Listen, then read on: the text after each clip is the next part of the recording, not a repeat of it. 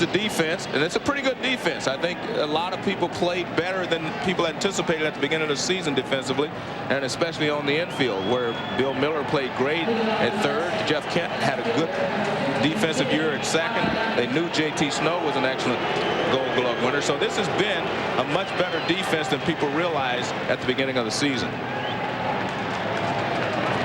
Bill Miller at third base, and Dusty Baker thinks he should win the Gold Glove at third base. First pitch is too high to Benny Agbayani. We are underway in San Francisco. Game 1, the final series to get started in this year's division series. That's a called strike over the outside with a breaking ball. 1 ball and 1 strike. Livan Hernandez was 12-3 here. The Giants staff as a whole pitched much better here. Chased the high fastball. 1 ball and 2 strikes to Agbayani. The one thing that Hernandez does well is he will throw the breaking ball when he's behind in the count. That will keep the hitters from sitting on 1 pitch.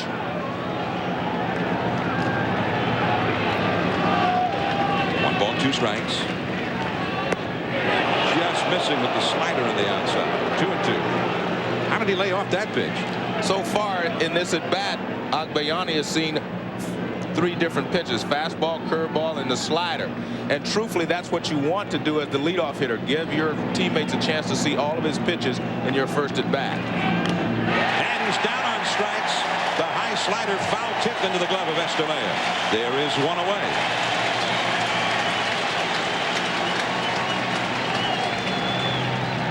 Well, he came back with a slider. This is not nearly as good a pitch as the one before, in that it's right in the middle of the plate, doesn't break that much. You see the target down the way. It's actually a hanger, but Agbayani overswings and swings right through it.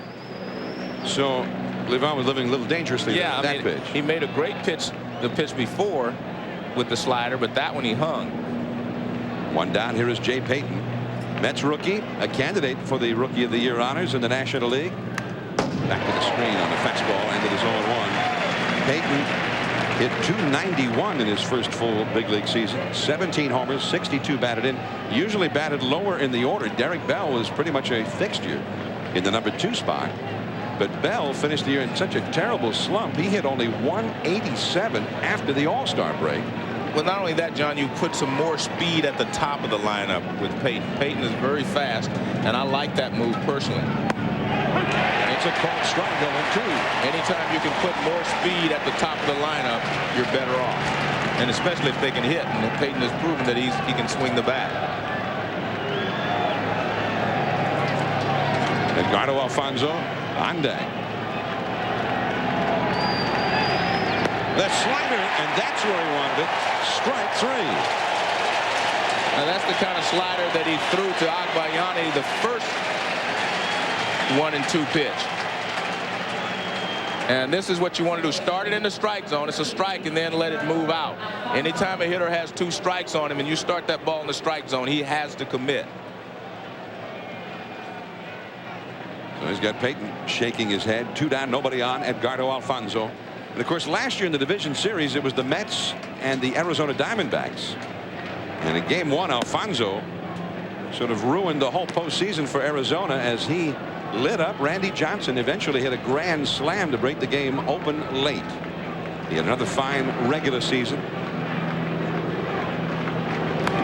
That's back to the screen. 1 ball, 1 strike.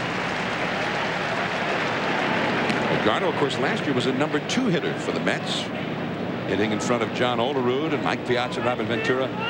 With the changes the Mets made in the offseason, he's been the number 3 hitter, just in front of Piazza this year. Mets have a real different look in that lineup. There's that slider again, and taken low with Piazza on deck. It was a much more disciplined lineup last year. They had Ricky Henderson at the top, and Ricky got a lot of walks, and he also hit 300. Edgardo also is a disciplined hitter. That slider into the hole and short. Long throw for Aurelia. Here it comes. It's right there. He got him by less than a step. So a very strong inning for Livan Hernandez. Now the Giants against Mike Hampton when we return.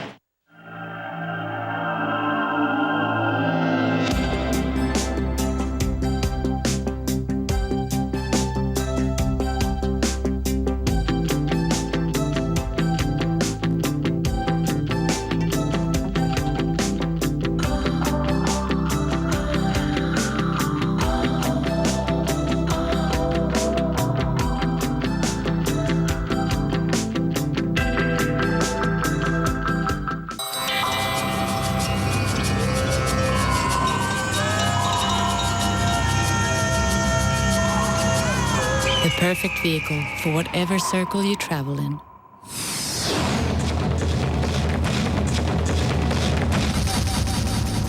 Even if it's the Arctic Circle. Hur var trafiken? Det vanliga. The new Volvo Cross Country. Adventures in luxury. Enterprise? Hi, my car's out of commission, so I'm out of commission. Enterprise will arrange to pick you up, This is great. drive you to our place, and get you on your way. Pick Enterprise, we'll pick you up. Andy, you know these Heatwave cores belong in the bag. The exclusive core in the Domino's Heatwave bag delivers your pizza hot. Call Domino's now and get a large one-topping pizza and a 2-liter of Coke for $9.99. Domino's, bad Andy, good pizza.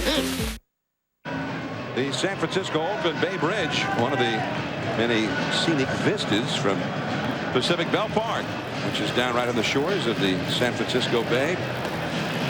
There's Dusty Baker, the Giants manager, his 8th year as the Giants manager. He's won 2 Manager of the Year awards. Here is the Giants bat going to turn in by Dusty Baker. The Pepsi starting lineup. It'll be Marvin Bedard in center, Bill Miller at third, and Barry Bonds in left field.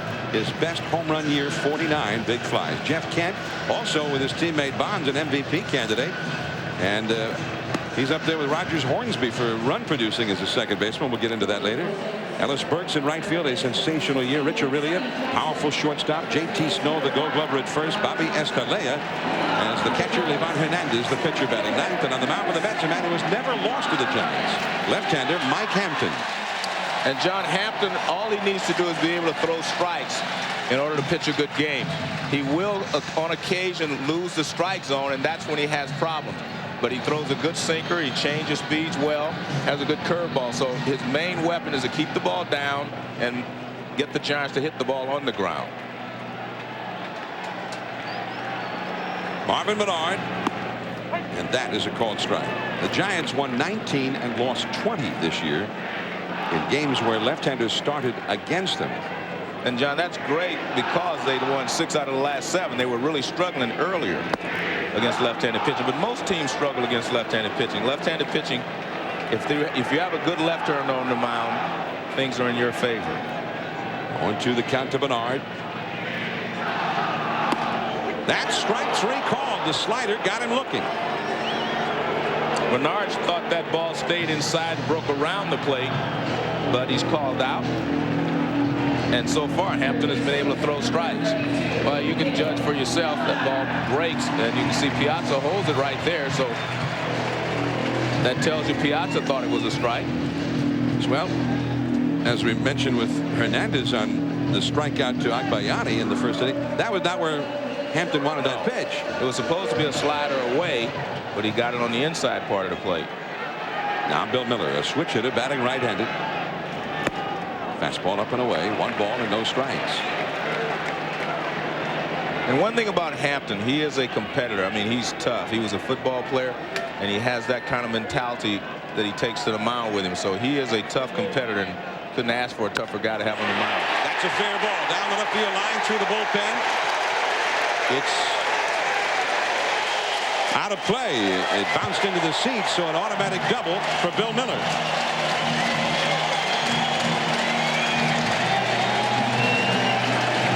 And now Bonds.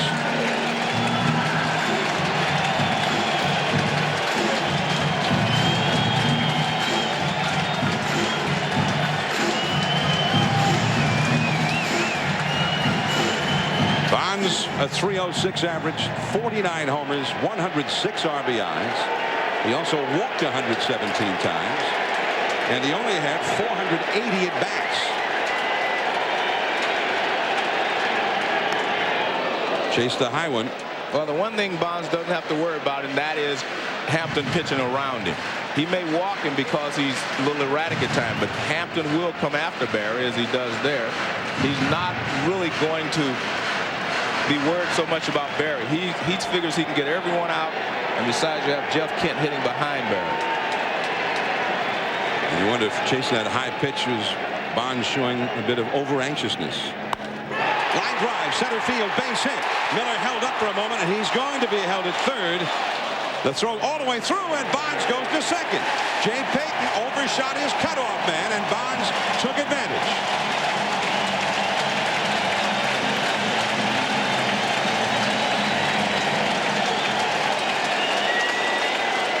Well, if anyone was worried whether they were going to pitch around Barry, they got the answer quickly. He comes after Barry with 2 fastballs. The first one was up and in. He didn't get this one in enough. And as he comes around third, Sonny Jackson is holding him up, and Bill Miller stops there.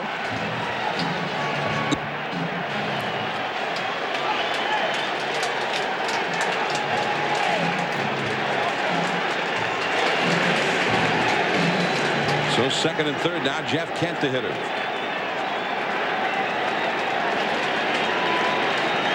Kent hitting .334 in the regular season. 33 homers, 41 doubles, 7 triples, and 125 runs batted in. Kent has driven in more than 100 runs in 4 consecutive years as the Giants' regular second baseman. Only Rogers Hornsby among second basemen had ever done that before. There's that cut fastball on the inside for a called strike to Kent. And Hampton oftentimes is tougher on right-handers than he is on the lefties. Well, because he has a good cut fastball, the slider he can throw inside, and then he tails the fastball away. That makes for a good combination against left-handed, right-handed hitters.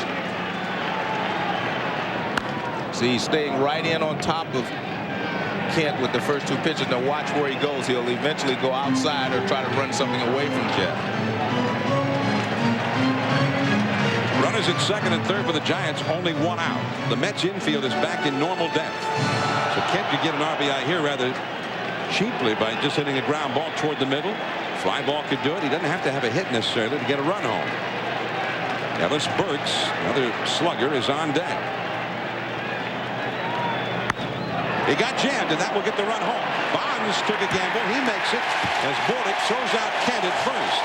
Bordick might have had a shot to throw out Bonds at third, but Bonds made it without a play, and the Giants lead 1-0. The reason Bordick took the play at first is because his momentum had him going towards first base, and it would have been very difficult for him to turn and throw it at third base. I think he made the right play. Now watch where his momentum is carrying him. It'll be carrying him toward first base right there. See, now he'd have to turn all the way around and try to throw back to third base, and that would have been a very difficult play. So I think he made the right choice there. Well, Kent did not hit it hard, but it got the job done. Now here is Ellis Burks. That's called a strike in the outside corner.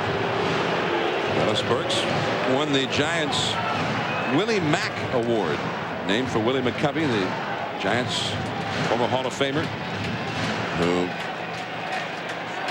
had the award named in his honor, and it's voted on by the players on the team. And some also thought maybe he was their most valuable player.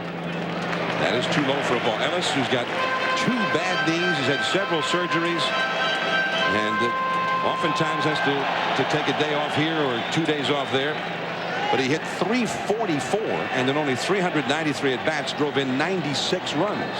Not only that, their record was phenomenal when he was in the lineup. Reaches for it, broken bat. Zeal, Hampton covering, and that is the inning. But the Giants jump out with a run. Mike Piazza coming up for the Mets. We go to the second inning from San Francisco. 1-0 Giants.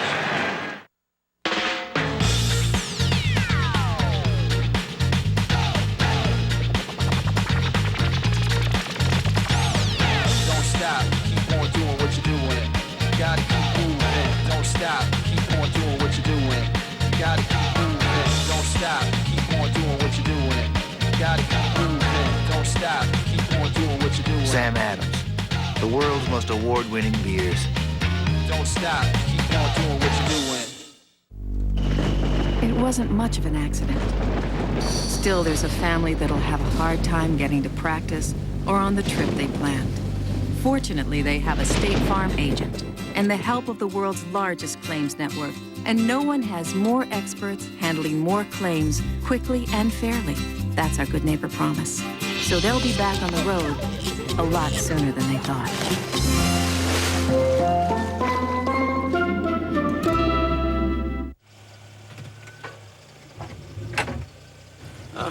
briefcase. Need new tires? Our 70,000-mile Futuras are 4 for $169. Pep Boys, one more reason cars like us, people love us.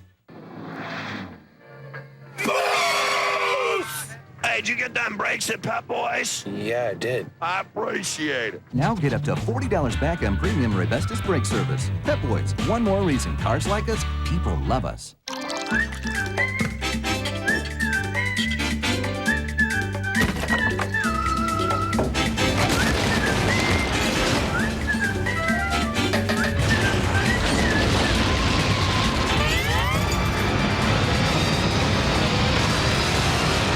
Introducing big, really big sheets. In new Bounty Extra. New Bounty Extra. The big quicker picker-upper. Mom, we're out of soda. Enterprise? Hi, my car's out of commission, so I'm out of commission. Enterprise will arrange to pick you up, This is great. drive you to our place, and get you on your way. Pick Enterprise. We'll pick you up. And welcome to Pacific Ballpark in San Francisco. We want to welcome the audience that has been watching the White Sox and Seattle Mariners game from Comiskey Park, Chicago. And the White Sox now are in desperate straits heading to Seattle down 2-0. Mike Piazza leads off the second against Livan Hernandez. Looks like Livan might have hung another one there, but Piazza pops it up and it's caught by Rich Aurelio looking up into that fierce San Francisco sunshine, and Piazza is quickly gone in the second. And that's the second time in 2 innings that he's gotten away with a bad pitch. And you usually do not get away with it to Mike Piazza. He hung the breaking ball there, and Mike had a good swing at it. He just popped it up. And he hung the breaking ball to Agbayani in the first inning and struck him out. So he's going to have to make better pitches to some of these good hitters. Robin Ventura, who had a great first year with the Mets last season, he takes down and away. He's the one who ended that epic battle in the League Championship Series with the Atlanta Braves with what turned out to be a grand slam single. And for Ventura, repeating has not been easy. He hit only .232 in the regular season. He's been all banged up. He takes a changeup outside, 2-1. The Giants lead this game 1-0. They got a run in the first. Bill Miller hit a double. Bond singled him to third, and then Kent brought him home with an infield out. It is ball, and the count now 3-1 to Ventura with Zeal on deck. And John, one of the reasons Ventura struggled most of the year, he had surgery in the offseason on his shoulder, the left shoulder. Pops it up. Foul coming over Escalera. He can't quite get there. He actually fell. He got there. He just couldn't get the ball. Nice try there by Escalera. He ended up on top of the camera well. Now that was not here most of the year. That screen over the top of the cameraman. They're happy to have it though. Now look at this. I mean, he is going all out to get it, and he just barely misses it, and his momentum carries him right over onto the screen. Well, that was a pretty good test for that screen.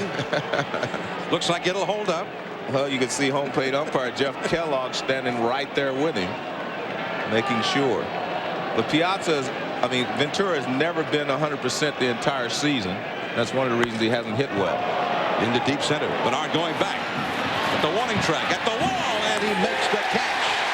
That is one of the Death Valley areas in this ballpark for a hitter. I mean, for a left-handed hitter to go that deep toward left center and not get anything for it. It doesn't happen in many parks. That's why Livan Hernandez has been so successful here. That's a fastball away. He can't do a lot with it except go that way, and he hits it out to center field, and the ball just doesn't carry as well in that part of the ballpark. But Livan Hernandez pitches to this ballpark. He tries to keep balls to the middle of the diamond, and a lot of balls that are hit out there are going to be caught. 399 to straightaway center. In that area there is where he wants to keep the ball. That area over to the right. And the ball is popped up by Zeal. Jeff Kent looking up into that sunshine. The wind also blowing today, but he takes it with little trouble. Livan Hernandez has retired the first 6 batters he has faced. Now, for those of you watching on ESPN2, if you're going to stay with us, flip over now to ESPN for the rest of the telecast over on ESPN. Some trucks haul dirt. Some trucks haul bricks. Some trucks haul gluteus maximus.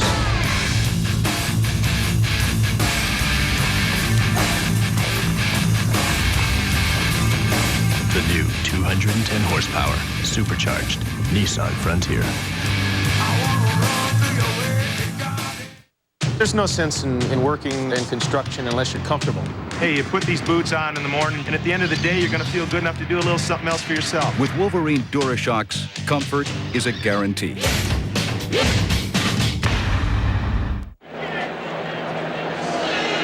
That glove, a model of an old-fashioned glove, is 501 feet from home plate. And the Coke bottle out there is sort of a kid's playground. Big slides inside there. Joe and I, long after everybody's left the ballpark today, we'll be out there doing some slipping and sliding. And then Joe will try to hit one into that glove from home plate, because I hear you get $1 million if you hit it up there. I can maybe hit one from the left field wall.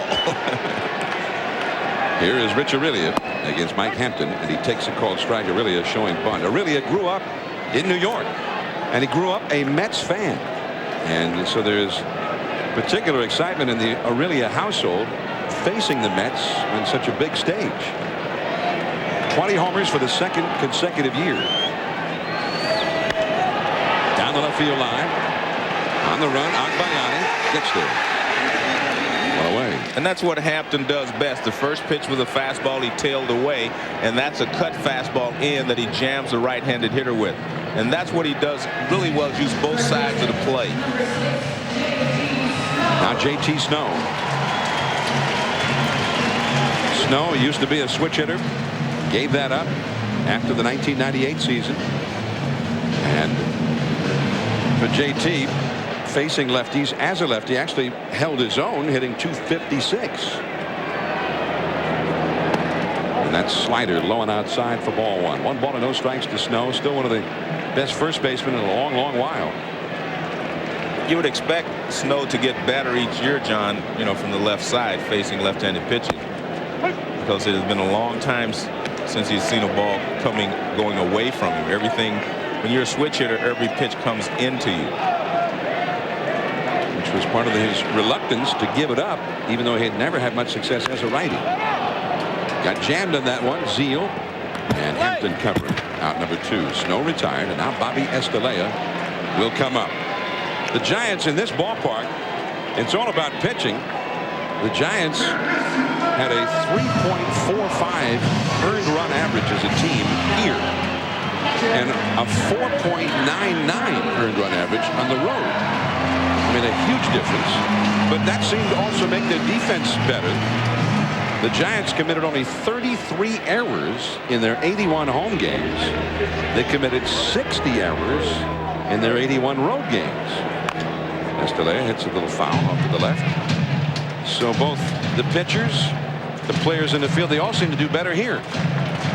But again, I think their defense surprised most people. I didn't think they had a really good defense, but they played really well this year. And that really helps your pitching. Bobby Estalella with some power, former Philadelphia Philly, takes high and tight for a ball. 1 ball and 1 strike to Estalella.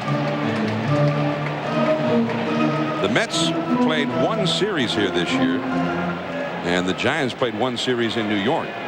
The Giants swept their 4 games here and lost 3 out of 4 to the Mets in New York. That one is a mile, but foul.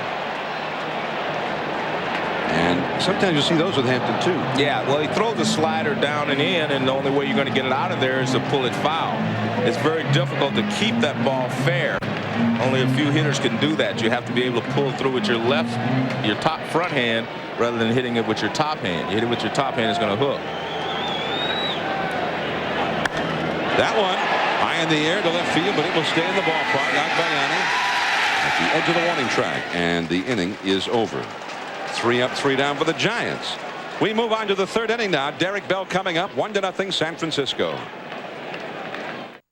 Monday Night Countdown every week at 7:30 on ESPN. Just a bit of magic. Oh, you gotta see it. Slightly unexpected. Perfectly perfected. Ahead of your head.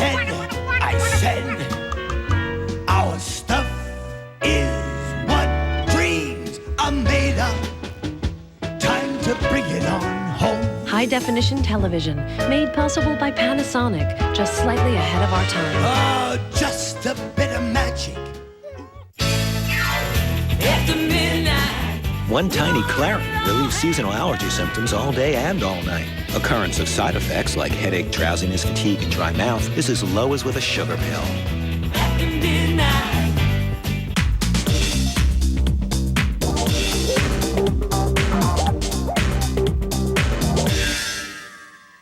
Big on taste, but low on cash?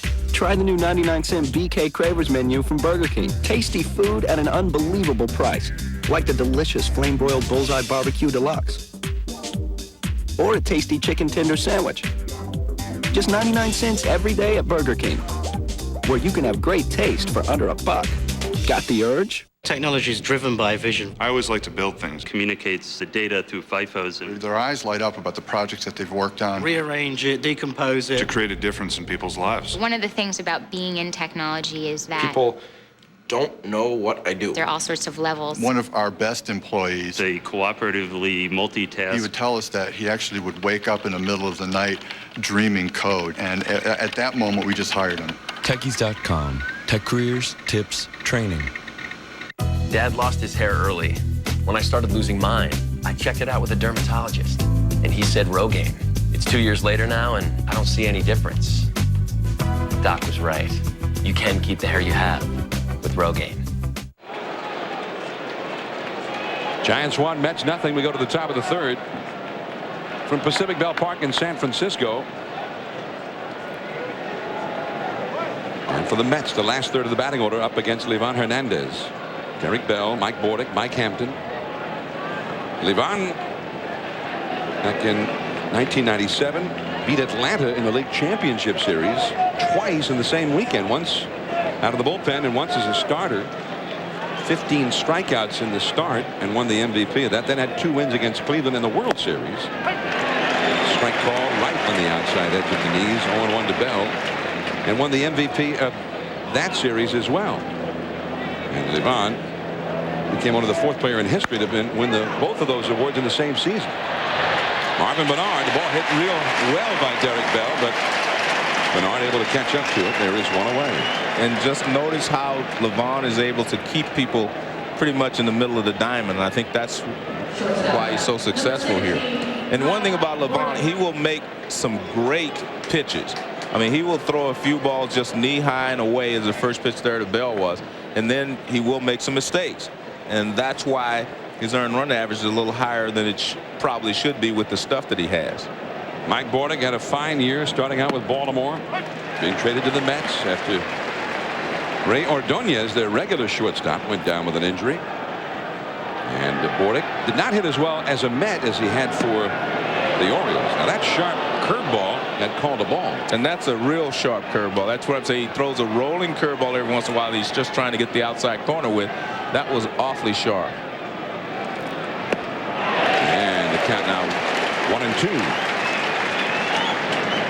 Bordick hit only .260 for the Mets with 4 homers. So most of his home runs this year were hit as an Oriole. Sure-handed shortstop, knows what he's doing. 1-2 the count. Fastball on the outside. He just kind of waved at it, fighting it off. And a fan in the second deck who brought his glove made the catch on that. Here he is.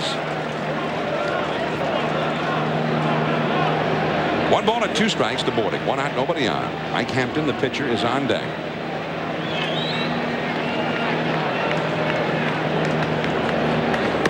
Outside. The only other players ever to have won the MVP in the League Championship Series and the World Series the same year. Willie Stargell, Darrell Porter, and Orel Hershiser. Orel did it back in 1988. Now that changeup in the dirt. 3-2 now. I'm not surprised that pitchers would win it. I'm a little surprised that hitters win it. And I'll tell you why. Usually, if you have a great League Championship Series, they will not pitch to you in the World Series. They're very careful with you. So Willie Stargell must do that in '79. Yes, that was '79. 3-2 the count. And a base hit to right field. The Mets' first hit of the game. Quite an at-bat there by Bordick. And he prevails.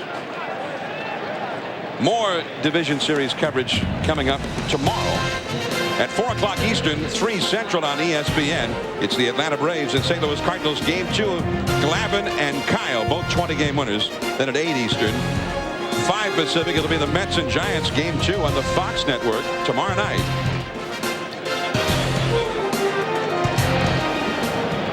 So more baseball tomorrow. And of course, Atlanta will be in dire straits if Glavine does not win for them tomorrow. Although they will be going home to Turner Field, where they played real well. But in the best of 5, you have no margin for error. You go home 2 games to none down. Here's Hampton, one of the best hitting pitchers in the game. And he shows it right there over the head of Kent, base hit. Well, I wonder if Levon was just assuming that a bunt was coming up. Hampton hit .274 in the regular season.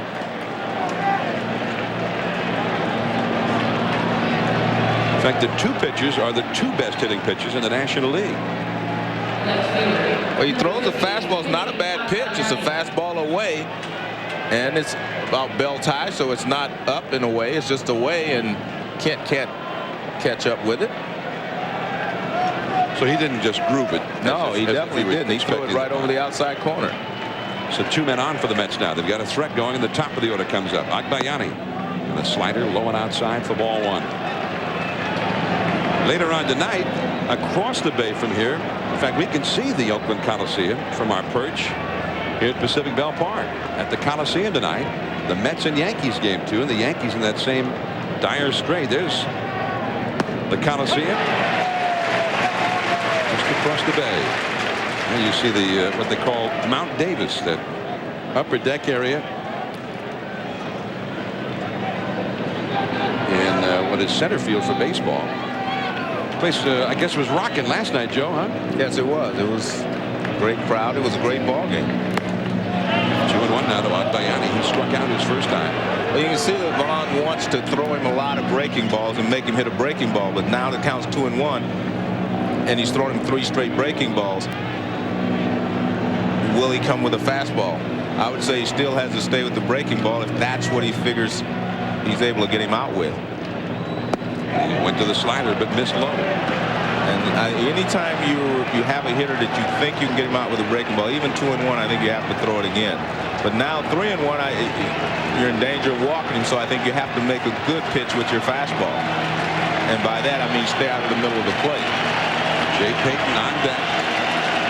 Bordick at second, Hampton at first. A fastball with some movement fouled into the second deck. And you see Levon calling Estelea out, and I think he wants to talk about this next pitch, whether he wants to go with the breaking ball or not. They definitely want to get him out with the breaking ball, but with the count 3-2, if he misses with it, you got the bases loaded with 1 out. So those are the things you have to think about. What if I miss with it? And Estelea was the catcher almost invariably whenever Levon Hernandez pitched this year.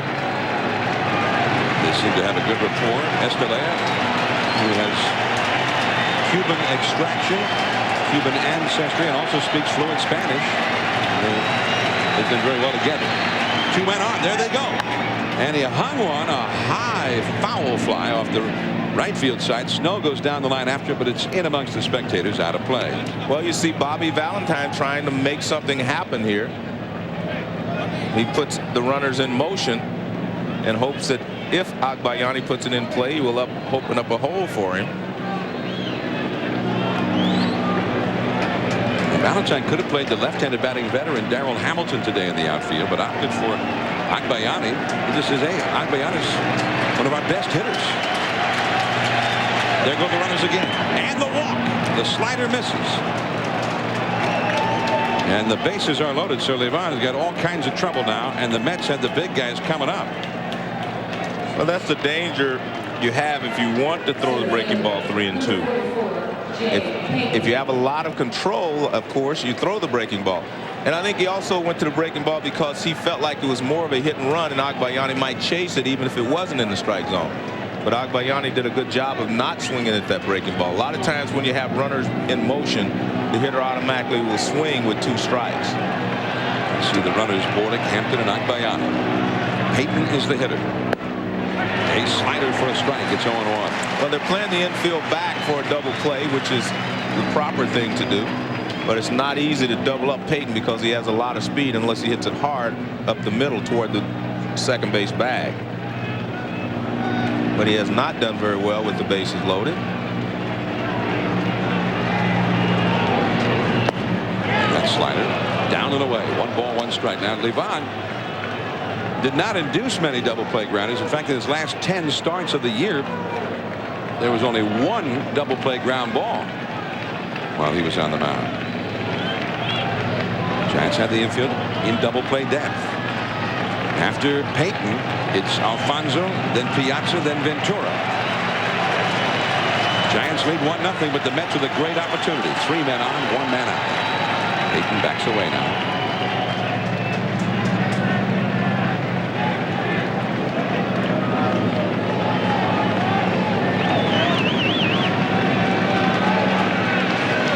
Hernandez is ready. And he went with a fastball, and Peyton laid on it, fouling it down the right field line. Out of play, 1 ball and 2 strikes now. You know, he struck him out the first time, and he's been laboring in this inning. What do you think, Joe? Slider. Well, if he's actually, he's going for the strikeout, so I think he probably needs to go with the high fastball, but he's going to decide which pitch he feels best with out there.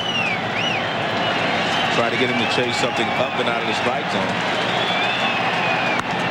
He hung that one plenty deep enough to get a run home, but Arndt out there in that vast open area in right center.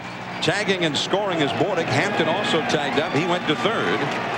Agbayani went halfway, so he holds it first. And Peyton gets the sacrifice fly. And it is 1-1. That's a good job by Peyton to be able to get that ball in the air. But that was that rolling curveball, not the good sharp one. He hasn't thrown a good sharp one this inning. That's why I felt maybe the high fastball might have been the best. See, that ball doesn't do much of anything. And Peyton does a good job of getting it in the air. So again, he might have gotten away with one there. Well, he did. I mean, he's gotten away with 3 hangers in 3 innings now. But he's also made some good pitches. Edgardo Alfonso. And the breaking ball outside. 1 ball, no strikes. Alfonso grounded to short his first time. This is not the guy you can hang a breaking ball with and get away with. You better make sure you get the breaking ball down. You have a better chance if you're going to miss with the fastball up.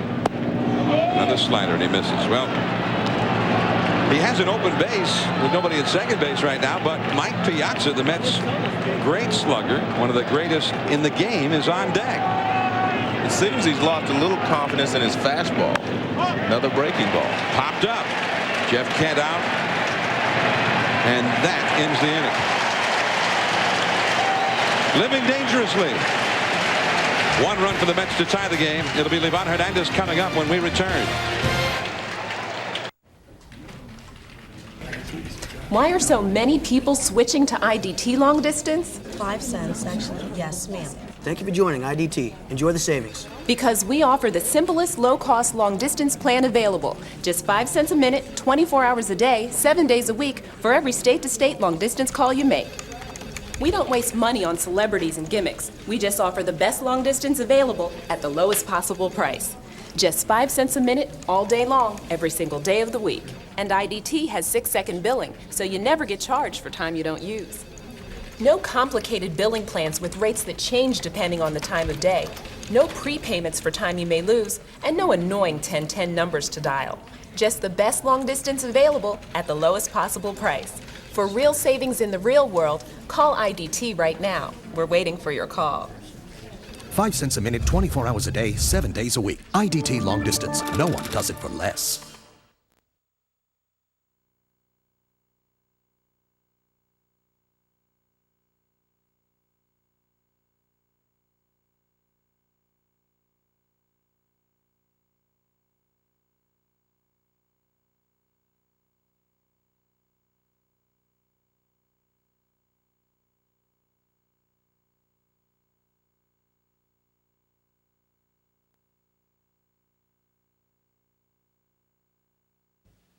Be in the position to be able to give back to the Boys and Girls Club You know, it's just an opportunity that I really welcome. It's almost a type of a family feeling when you get there because, you know, you spend a lot of time with everyone there, and you get to know everyone so well. You know, they're going to have the same opportunity that I had, you know, to develop different skills. You know, it really is a positive place for kids. It was for me.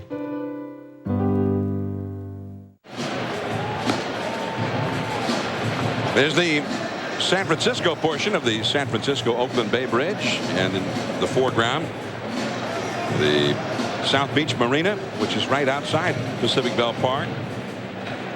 You see off in the background the East Bay, Berkeley, Oakland, in that vicinity.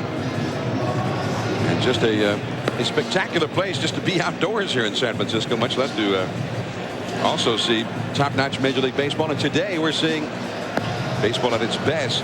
Two top clubs. And as Livan Hernandez called it before the game, Joe, baseball de sangre.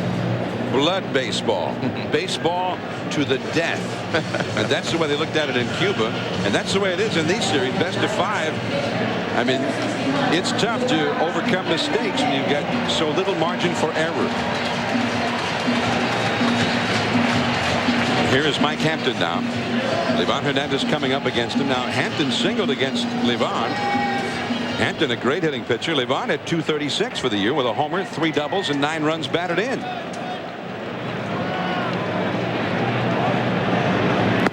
Bluffing the bunt, taking a called strike. That brought Ventura in from third base a little bit. He's playing deep for Livan. Livan did not have the most speed in the world. It had to be an incredible bunt. Over to second base. Alfonso. Plenty of time. Livan stops halfway up the line, and there is one away. I think if he had bunted the ball, he would have run faster. And there's Jackie Lopez, the son of the Giants bullpen coach Juan Lopez, acting as one of the bat boys for the Giants today. Barry Bonds' son, and Nikolai Bonds, also a bat boy. There's Nikolai on the left. And that is Christopher Burks, Ellisburg's young son, number 23.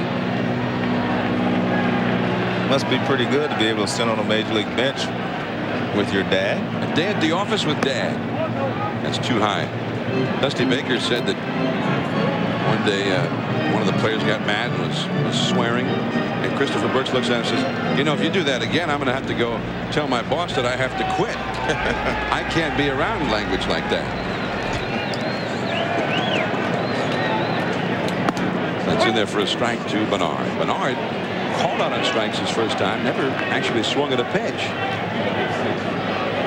Giants beat Randy Johnson on Sunday in Arizona. They beat Brian Anderson Friday in Arizona. And as you mentioned, Joe, they did win 6 of their last 7 against the lefties. That's a foul.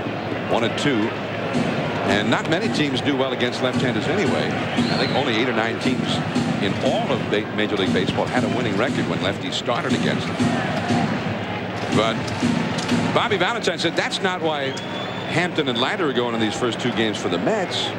He said they're going for obvious reasons, which is basically they're his 2 best pitchers. Bernard, slow chop up the first base side, and Hampton will get the tag out himself. Out number 2. Our colleague Alvaro Martin is down with the dugout. Alvaro. Well, you were speaking of Christopher Burks, number 23, the son of Ellis Burks. He's actually in school right now, so he must be taking a bit of a break. When he had to go back to school in Colorado, his dad called home after the game, the first game he was not there. And instead of asking his dad how he did, he wanted to know how a replacement had done. The replacement bat boy? Yes. I'm sure he was second rate. Not that good, son. A day at the office with Dad. 2 down. Here's Bill Miller. Miller ripped a double past third down the left field line and eventually scored the Giants run in the first inning. Earlier today, the White Sox were defeated by the Mariners again in a game seen here on ESPN. Mariners lead that American League Division Series now 2-0, and they are going to Seattle. Up and away, and around that Seattle bullpen. And I know that was an area for Pat Gillick to try and improve that club. That Seattle bullpen has for years been terrible. And apparently he succeeded, Joe. Not only did they get to the postseason, but they pitched 10 shutout innings in 2 days. in Chicago against one of the great offensive clubs in either league. Yeah, I think the White Sox are maybe the best hitting team overall. Not so much with power, but they're just a group of good young hitters. Barry Bonds would be next. 2 down, nobody on. Hampton going to a 2-ball count for the first time in this game. 2-1 to Miller. Up the middle, and Miller keeps it alive. Bordick made a dive, couldn't get to it. And so Miller, with his second straight hit, keeps the inning going, and Barry Bonds will get a shot at it.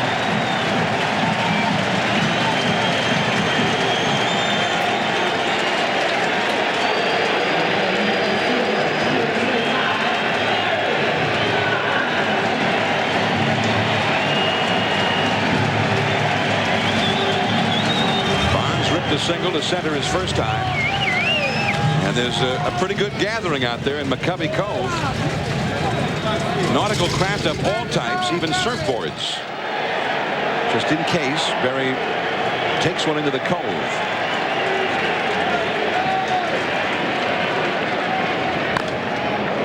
And he got jammed on it, bounces it into the Mets dugout on the first base side. 0-1 to Bonds. Well, you can see the pattern that Hampton has with Barry. The first time up, first pitch, fastball up and in, he fouled it away. The next pitch was a fastball, he didn't get it in, and Barry hit a line drive into center field for a base hit. Now he comes right back inside. I don't think he'll throw him breaking balls unless he gets 2 strikes on him. He threw him for a cutter. Yeah, that was a cut fastball.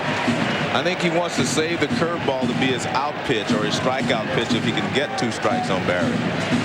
But there's no doubt that he thinks that he can get the fastball in. Bonds has had 2 homers in 33 career at-bats against Hampton. Very high with a fastball. 2-1.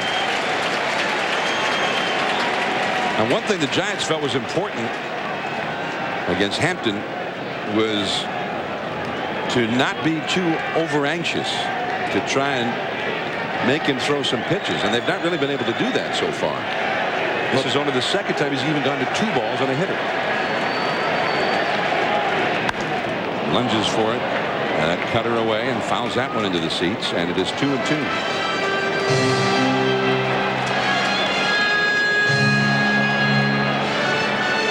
Bonds used to be one of the best left-handed hitters against left-handers. But this year, he really struggled against lefties. One of probably his worst year all told against lefties. And one of the reasons he had problems was the fastball in. Just off the outside. And Hampton started off the mound of the dugout.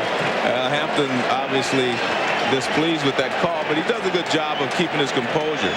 Don't watch the pitch. Watch Hampton. Just watch his reaction here. And he doesn't want to say anything, and he doesn't want to upset the umpire, so he does a good job of keeping within himself. 3-2 now. Miller at first. Zeal plays behind him. There goes Miller. That's a fair ball. It hits the railing, and the right fielder, Bell, is hurt. Miller scores. Bonds will go to third. A triple.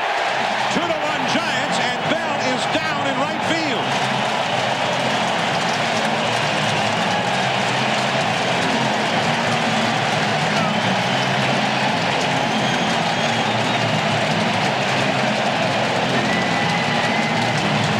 The question was going to be Derek Bell playing that carom and keeping Miller from scoring. Instead, he slipped, he fell, he hurt himself. Miller scored easily. Bonds made it to third. Well, Barry Bonds, who has struggled in the playoffs in the past, is making a good impression so far, and I think the reason is that he's more mature now than he was those early years. Another reason, those early years he was facing Glavine and Avery and the great Atlanta Braves pitching staff. Now watch, he tries to get inside again, and Barry turns on it and pulls it fair down the line. And when the ball hits the stands, it caroms right back straight across. And Bell tried to stop, and when he stopped, he pulled something, or now watch, he'll try to stop right there. He slips, actually. He slipped, and he may have twisted his knee, and he hobbles after the ball, and then he throws it back in. But I think Barry knew that Hampton was going to try to come inside, He's going to try to come inside, and he was ready for the fastball, and he turned on it.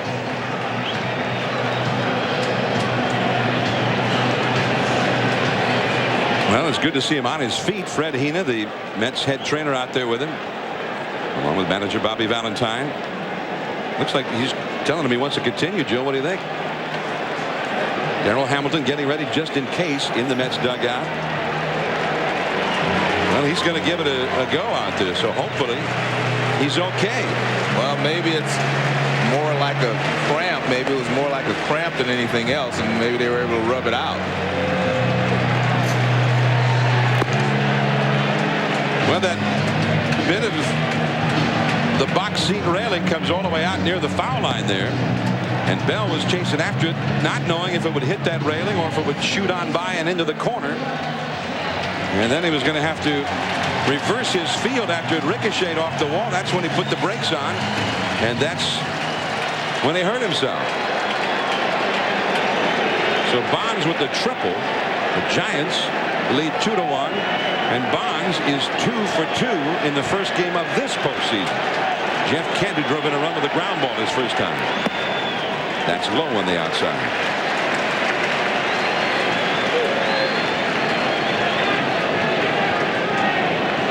Hampton had retired 7 straight hitters since Bonds singled in the first inning, but then Miller got a 2-out single. Bonds has tripled him home. 2-0 to Kent. Now you might say, well, hey, you could do a lot worse than pitching around Jeff Kent with the kind of year he's had. The problem is Ellis Burks is on deck. And Ellis Burks is probably a much better hitter against left-handed pitching than anyone else. And I'm not just talking about average-wise, just his approach to left-handed pitching. 3-0 to Kent. And there's no doubt that he'll be swinging if he likes the pitch. And Hampton has to be aware of that.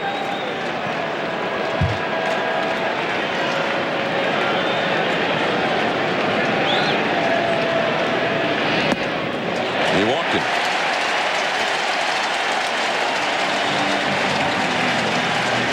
Two on, 2 out. 2-1 Giants in the third, and the batter will be Ellis Burks. The Giants scored 925 runs this year, and this was the highest scoring Giants team since 1930. The second highest scoring Giants team in the 118-year history of the Giants. And Burks had the best batting average of the team at .344. He hit .360 against the lefties. And John, I mentioned earlier that they had a phenomenal record with him in the lineup. They were 73-37 in games that he started. And now I think Derek Bell's going to have to come off in right field. He's hurting out there, and he's probably not going to be able to chase down a fly ball or chase down the ball, and that could hurt his ball club. So I think this is a wise move, you know, for Derek, because you do not want to be out there and hurt the rest of your teammates by not being able to chase down a routine fly ball. Alvaro Martinez down by the Mets dugout. Alvaro. Yes, John. Derek Bell's limping out of the field. He had hurt that knee, or at least the right leg, in the last series against Atlanta on a final out in which he actually had to be subbed out of the game. He was trying to work his knee into shape in the last couple of outs, but to no avail. Fred Hina's walking off with him. I believe he's out of the game. Well, yeah, he's out. Well, that's interesting, John. We talked to Bobby Valentine before the game, the two of us, and we asked him about Bell, and he said he was okay. Of course, we said, how's Piazza? He says, oh, never better. We said, yeah, we were both worried, concerned about Derek Bell, because we saw him hurt his knee in the game that we did there. And he made an incredible catch and came out of the game that night, but he said he was okay. We asked Valentine how Ventura was. He said, oh, fantastic. Al Leiter there alongside his manager in the Mets dugout. Piazza drops a sign. Here is Ellis Burks. And that got a piece of Mike Piazza, and that's one of the reasons that catchers do not hit as well at the end of the season as they do at the beginning of the season. They have so many bumps and bruises, foul tips, and Mike has a bad back. He gets hit off with foul tips. I mean, it's just a tough job. I mean, it was a sad sight by the end of that League Championship Series last year, seeing Piazza was just a shell of his former self. And I mean, this is a guy that may be the best hitting catcher ever. I mean, if you look at the numbers he has put up in his career, you'd say that no one was a better hitter than he has been in his career. Piazza will be leading it off in the next inning for the Mets. But right now, he's trying to devise a way for Mike Hampton to get Ellis Burks out here with 2 men on, 2 men out. That one is gone if it's fair. Down the line. It is off the foul pole. A 3-run homer for Burks, and it's 5-1 Giants.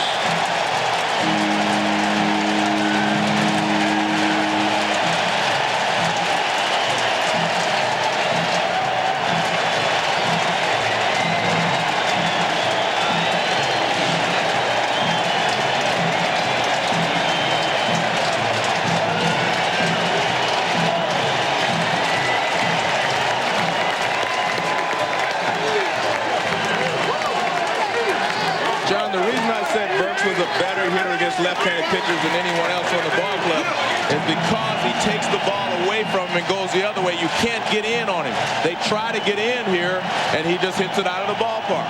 He handles the inside pitch very well, and he handles the pitch away very well when it comes from a left-handed pitcher. And that's why he's the best hitter against left-handed pitching on this ball club.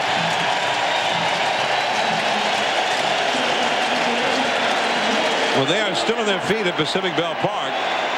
Ellis Burks electrifying the home crowd with a booming home run down the line. It was just a question of fair or foul, and that it hit the foul pole. Being honest with you, Johnny, hit it so hard it didn't have time to hook foul. I mean, it was hooking, but it got there in a hurry. That's the first postseason home run for Ellis Burks since Game 5 of the American League Championship Series in 1993 against the Blue Jays, when he was with the Chicago White Sox. Burks made it into postseason play twice with the Boston Red Sox in 1988 and 90. And of course, those were ultimately disappointing times for the Red Sox, as they were against that great Oakland ball club and went to the World Series both years. Aurelia is quickly gone on strikes, but the Giants, who had 2 men on and nobody on, end up with 4 runs, 3 of them on the Burks homer. Now the Mets have to play catch-up. Piazza coming up when we come back. What does the future hold? What will it look like? How will it feel?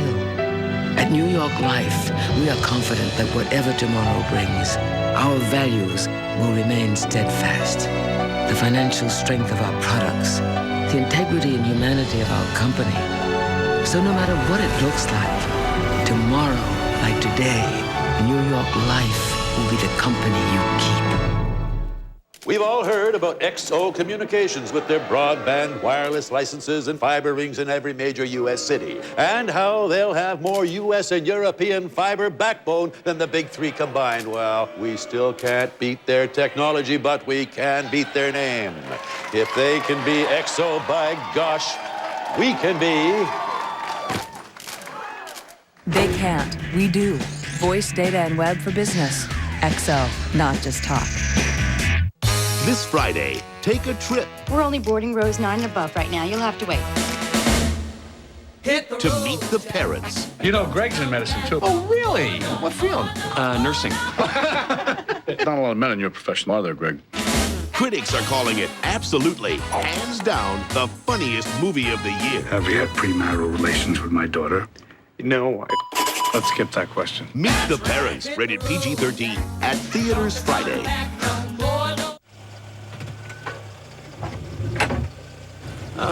Briefcase.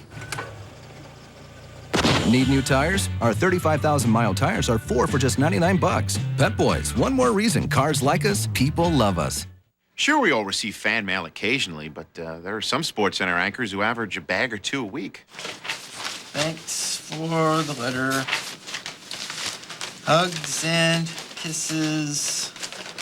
Melissa Stark. The rest of us just try to help out when we can. You know, lighten the load. Dear Fred, thanks for the letter.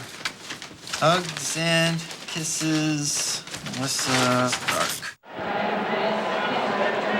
Well, Mike Hampton, who is on a roll, seemingly, and I wonder, Joe, if those breaks perhaps affected his rhythm, his flow. Yeah, well, it could. I mean, there's no doubt about it. He was definitely in rhythm. He was throwing the ball well.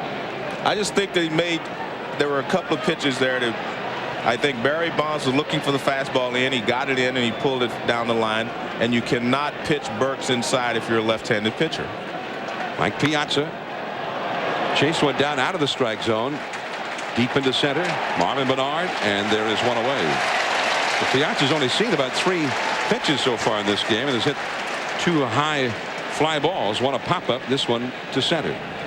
And for over 13 years, the MetLife Blimps have been providing aerial television coverage of sporting and special events. Today, Snoopy 2 brings you the aerial shots of the Mets-Giants matchup. Check it out as the MetLife Blimp visits a town near you. There is Robin Ventura taking a called strike. Well, one thing we saw last October, Joe, never sell the Mets short. Exactly. I don't. Ventura popping it up. Aurelia fighting that real tough sun and the wind. There's nothing about this ballpark that's anything at all like Candlestick Park except the wind. When there's a ball hit in the air, although almost anywhere in the seating ball here you don't feel any wind at all because of the way they constructed the ballpark. But when there's a ball hit high in the air, it gets up into that wind and it gets blown about. John, we're talking about Mike Hampton and how well he was pitching. One of the things to remember is if anything that happens in the playoff is magnified. If you make a mistake, it seems to cost you 2 or 3 runs. And that's because the intensity level of both teams is so high. And any mistake that's made is magnified by that. I mean, anyone that tells you that the playoffs is just like a regular season game, they've never won anything. Because you have to turn up the intensity in order to win in the playoffs. 1 ball, 1 strike now to Zeal. 5-1. San Francisco out in front. Right there in the outside edge. 1-2, and Zeal didn't think so. Last year the Mets were down to Atlanta 3-0 in a best of 7. They came back and won game 4 3-2. They won game 5 4-3. That's into the alleyway, left center field. Bonds giving chase, but this one's going to go to the wall. Bonds plays the carom, and Zeal will make it into second with a stand-up double. Well, that's one breaking ball he didn't get away with.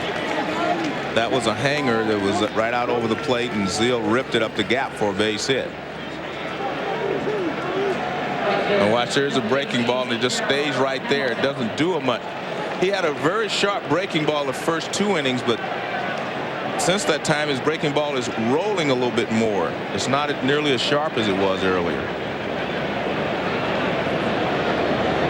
Now here is Darrell Hamilton rather than Derek Bell. Hamilton, who helped the Giants win a division title in 1997. That one called a ball.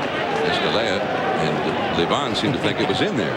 Well, Escalera caught it and thought it was strike 1, but it was called low. Hamilton has got problems with his big toe. Actually had surgery on that during the season. Only played in 43 games and had 105 at bats. 276 average. Longtime big leaguer. Faced Derek Bell here. Bell had to leave the game. An apparent injury to his knee. And Levon missed badly with that one. 3-0 the count. John, this is a different Levon Hernandez than the pitched the first 2 innings. Once the base hits, he gave up 2 base hits. 1 to Bordick and 1 to Hampton on fastballs. He has not really thrown his fastball since. He has thrown a lot of breaking balls and sliders and missed with them. He has not thrown the good fastball, the one with all the pop on it, since that time. He's been trying to get guys out with more with breaking balls than anything else. And he has a good fastball. I mean, his high fastball is an excellent pitch, and he's gone away from it after the 2nd inning. Now he takes time out, walks back. It's going to miss. Hamilton Wade here. He untied his shoe so he could tie it. That's an old George Foster move. George Foster, I mean, if he wanted to cool off a pitcher? Yeah, he just step out, untie his shoe, and tie him again. And who taught him that? I don't know. I don't know. It irritated most of us. Bonds backpedaling in that one. And that ends the inning. So tying the shoelace apparently was the key for Livan Hernandez. 5-1 Giants.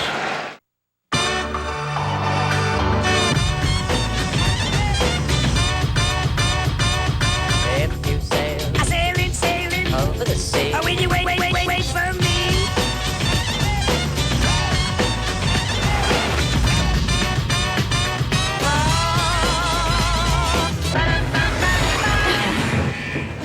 You guys are hot. Take two. Oh, will you wait for me? Come on, run! Thompson, come on! The American is still in the middle of the pack. Not where he wants to be, Bob. Wait, Thompson's making There his you move. go, there you nice! Nice! But now he's fading. What are you doing?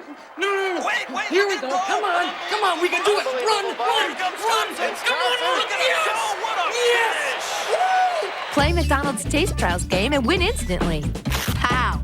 Bam! Instant gratification. Just unbelievable. We're looking at Olympic history. You made it through another hectic day. Dinner's over, dishes are done. Finally, time to relax. Could there be a worse time for heartburn? Good thing there's finally something made just for it. Introducing Mylanta Nighttime Strength, the strongest antacid you can get.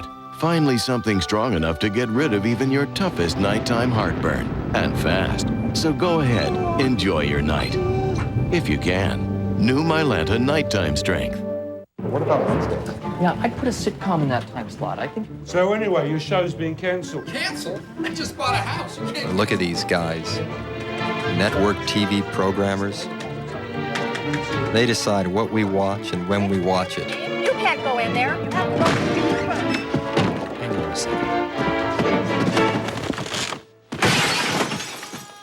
Who needs them?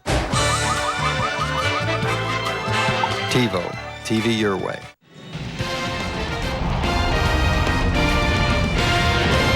ESPN's presentation of the divisional series is brought to you by new high-endurance Red Zone Intense Antiperspirant for intense people and by Michelin, because so much is riding on your tires.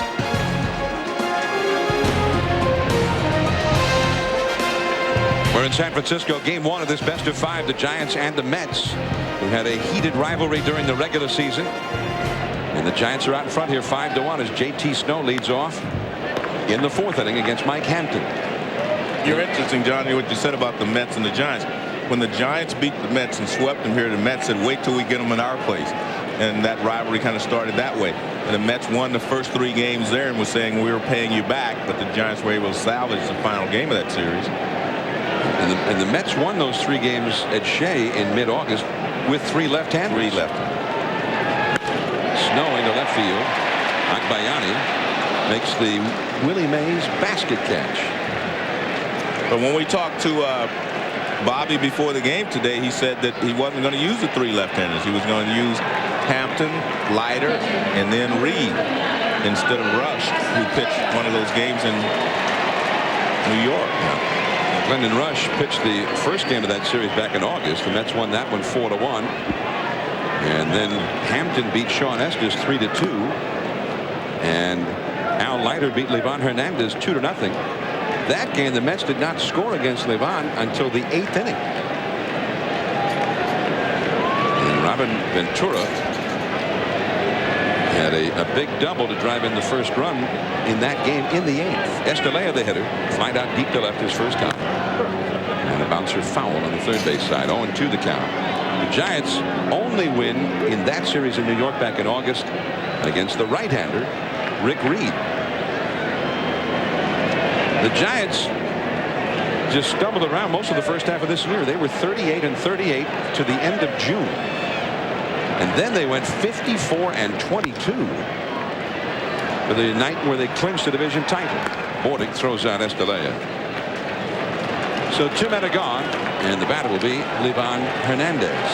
So for But the Giants really were 2 seasons in one, and they were the hottest team in the National League in all of baseball the second half of the year. But when I talked to Dusty at the beginning of the season, he felt that he was going to have a great starting staff, and it just took them a while to get everything going. And down the stretch, that was the reason.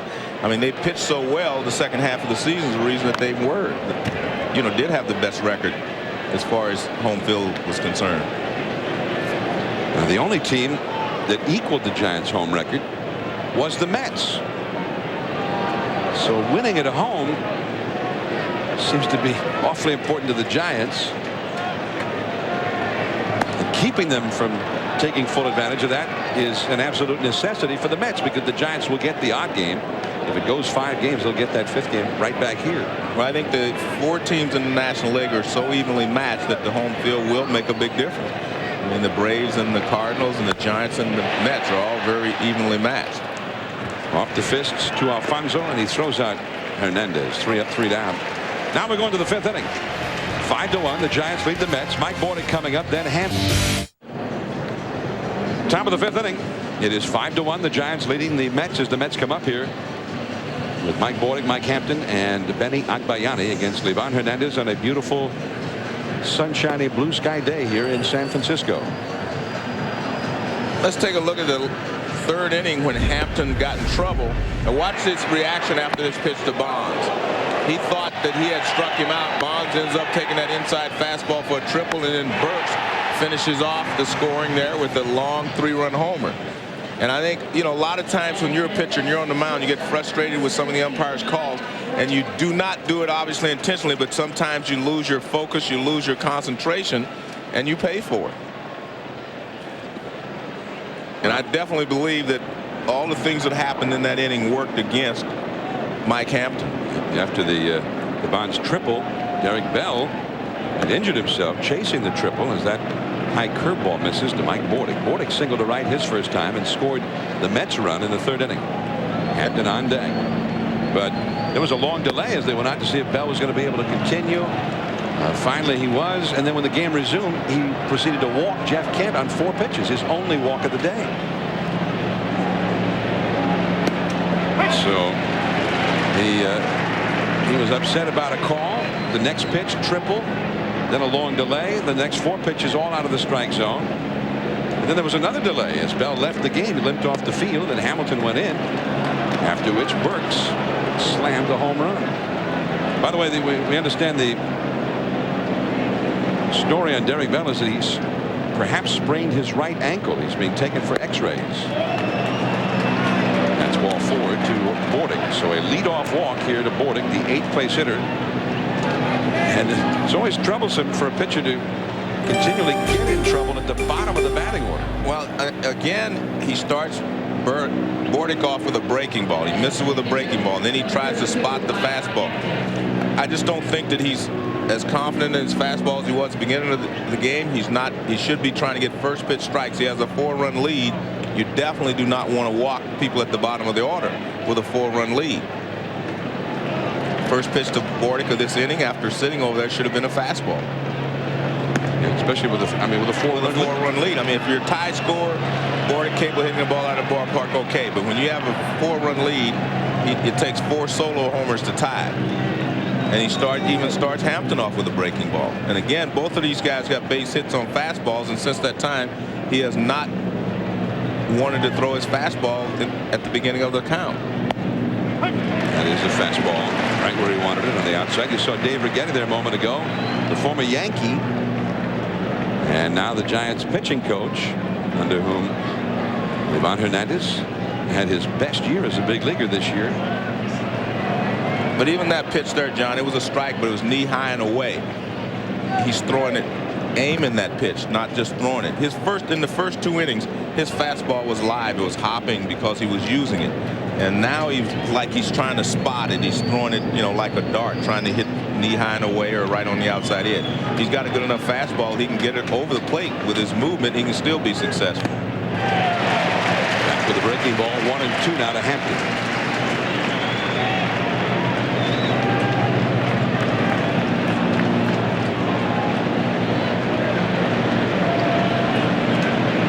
Hampton last year hit .311 with the Houston Astros.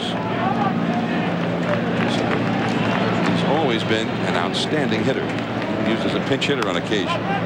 Pops it up foul third base side, coming over Miller. But this one lands in the seats. 1 ball, 2 strikes to Hampton.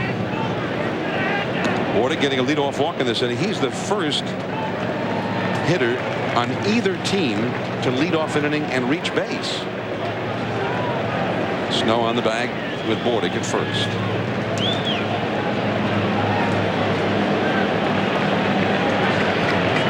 You see Livan Hernandez and Mike Hampton are the most hits among pitchers. And back with the slider for the strikeout.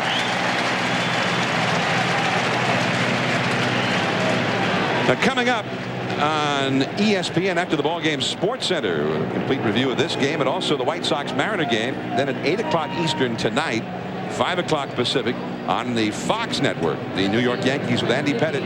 Huge game for the Yankees, especially just to really stay alive in that series against the Athletics. Kevin Appiah, the veteran for Oakland. And 11 o'clock Eastern on ESPN, 8 Pacific, Sports Center at midnight Eastern on ESPN. Baseball tonight. Benny Agbayani fouls one back out of play. Agbayani, the leadoff man, has struck out and walked. And that's what I'm talking about. That was a good fastball. That was a live fastball. He wasn't trying to throw it knee high and away. He was throwing a good fastball away from Agbayani, and he couldn't catch up with it. I think you have to use your fastball. I mean, it's okay to throw the breaking ball and get people out, but you have to use your fastball.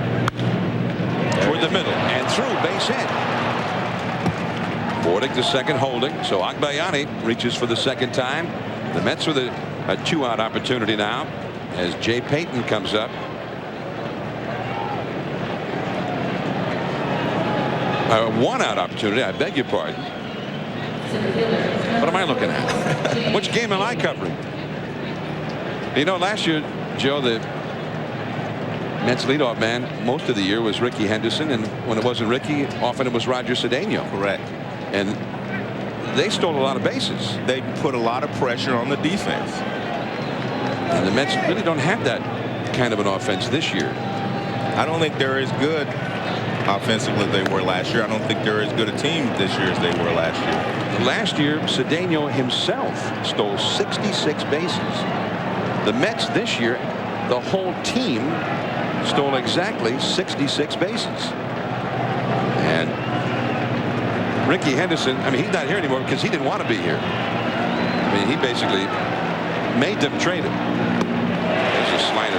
Payton with a big rip didn't get it. 1 ball, 1 strike. Alfonso on deck. I think Ricky said he needed a little more cash to be happy there.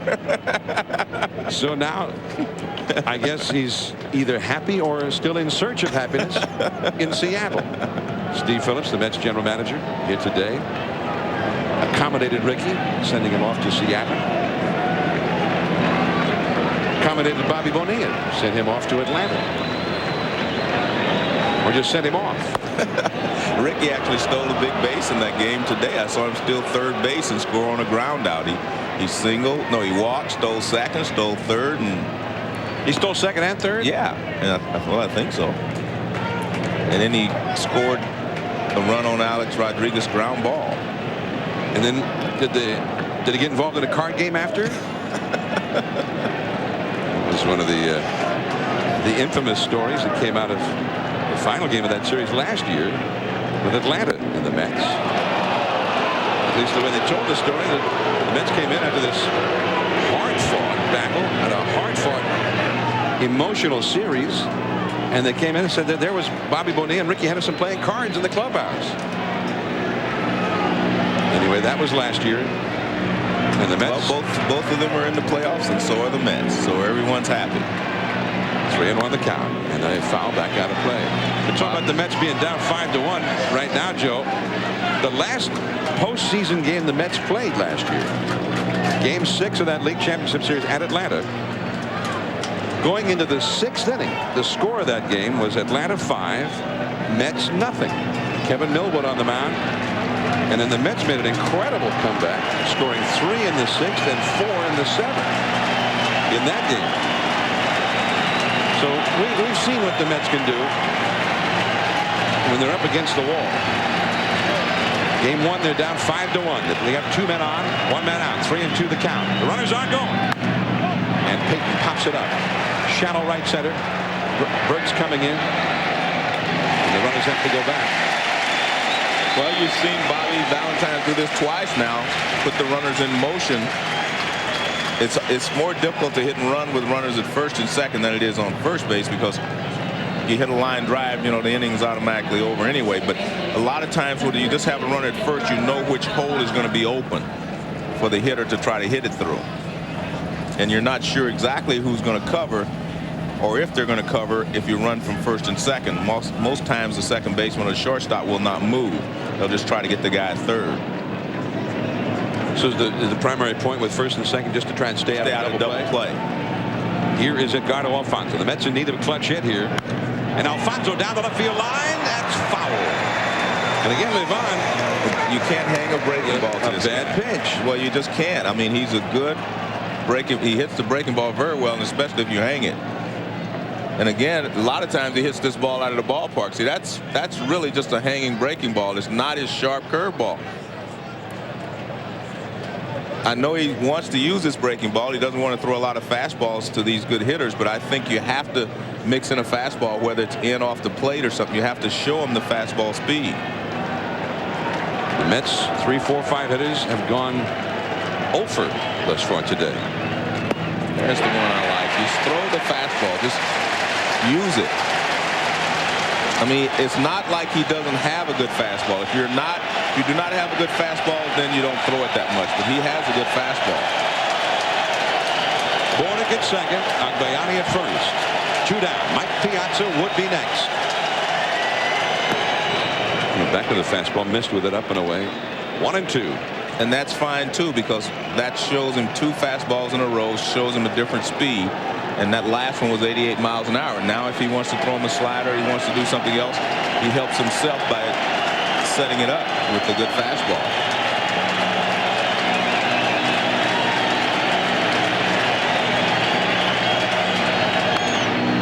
Not too close to take, Benny decided, or rather Edgardo decided. And he fouls it out of play. Benny's over at first. Agbayani at first. Bordick at second. Edgardo Alfonzo, who's become one of the top players in this league. And when you talk to guys like Dusty Baker or almost any manager in the league about their favorite players on other teams, Alfonso is always one of the first names that comes up. Well, I tell you, Dallas Green's the first guy that told me about Edgardo, and this was before everyone even knew who he was. He said, this guy's going to be a special player because he knows how to play. 1-2. Slider. Shallow center. Bernard has to go back, and he makes the catch. He stopped. He raced in. He stopped. He went back. And he caught it somehow. Still 5-1 Giants. And Gen Y. This is Generation D. The generation that was born digital. The computer is no more exotic than the refrigerator. They did voice over IP in their dorm rooms. Now they're here at WorldCom. All the new technology, they totally get it. They're just wondering what's taking the rest of the world so long. WorldCom, Generation D. Ladies and gentlemen, now what you've all been waiting for, the middleweight gold medal match. Instant winner! There's only one real way to win instantly during the Olympic Games. Play McDonald's Taste Trials game. You can win prizes like a tasty extra value meal, cash on the spot, or a trip anywhere in the world. Instantly.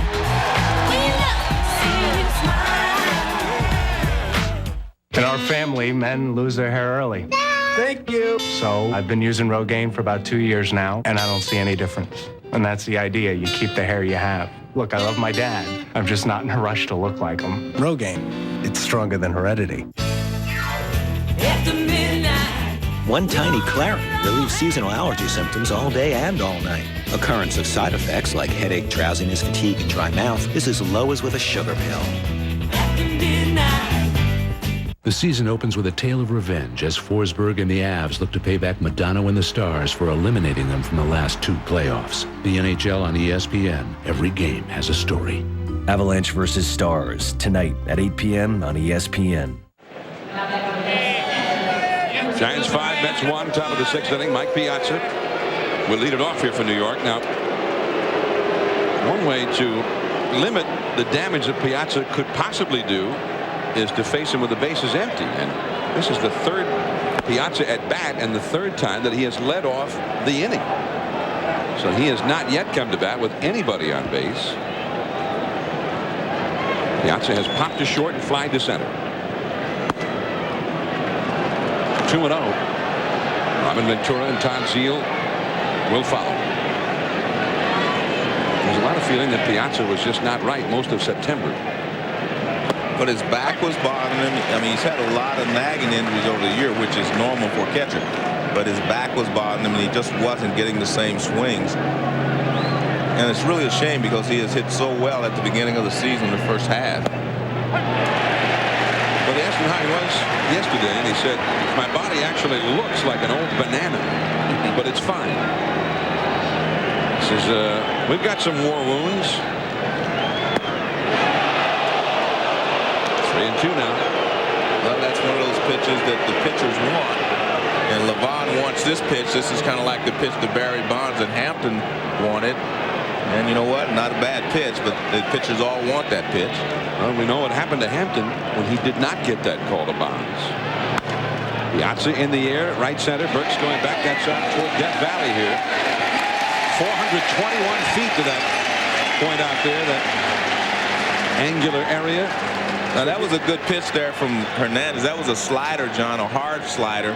And I think the hard slider is more important against a right-handed hitter like Piazza than the curveball, because he has to make up his mind very quickly. And therefore, that's a slider or cut fastball that moves away. And he can't decide whether it's a break, wait and decide whether it's in the strike zone or not. He had to go after it, and that was a good pitch. Robin Ventura into the hole. Aurelia from shallow left field. The long throw right there. Nice play.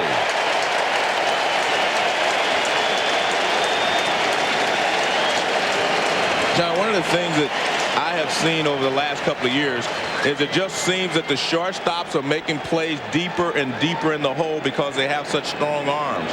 I've seen Garcia Parra go 10 feet on the outfield grass and throw someone out.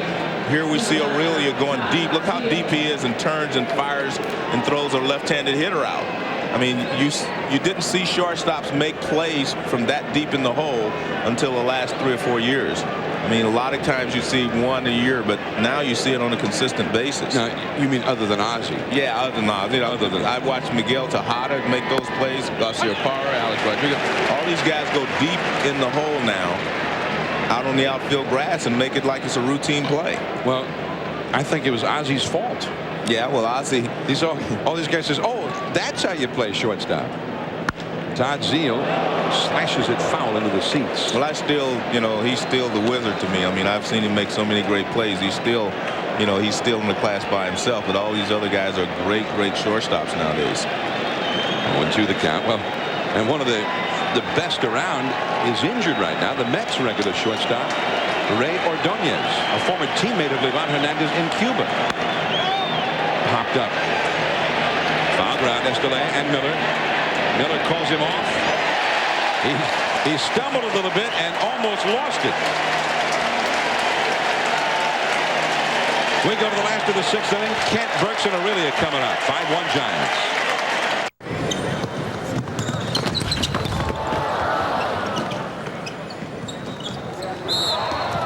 Giants. Charles Dickens can write a story about this game. Tell me about it. What's this? It's my Ameritrade account. You follow the market? Yeah, I do the research right here. Oh, kidding. Yeah, like I bought this 6 months ago. Said I'd sell if it hit 65, and today it did. How'd you know? I got email alert. I tell Ameritrade what I want to hear about, and then they tell me when it happens. Really? Oh, yeah. That's great. I could use that. Yeah. Do the research, get the email, place the trade. Check this. The whole thing cost me a grand total commission of $8.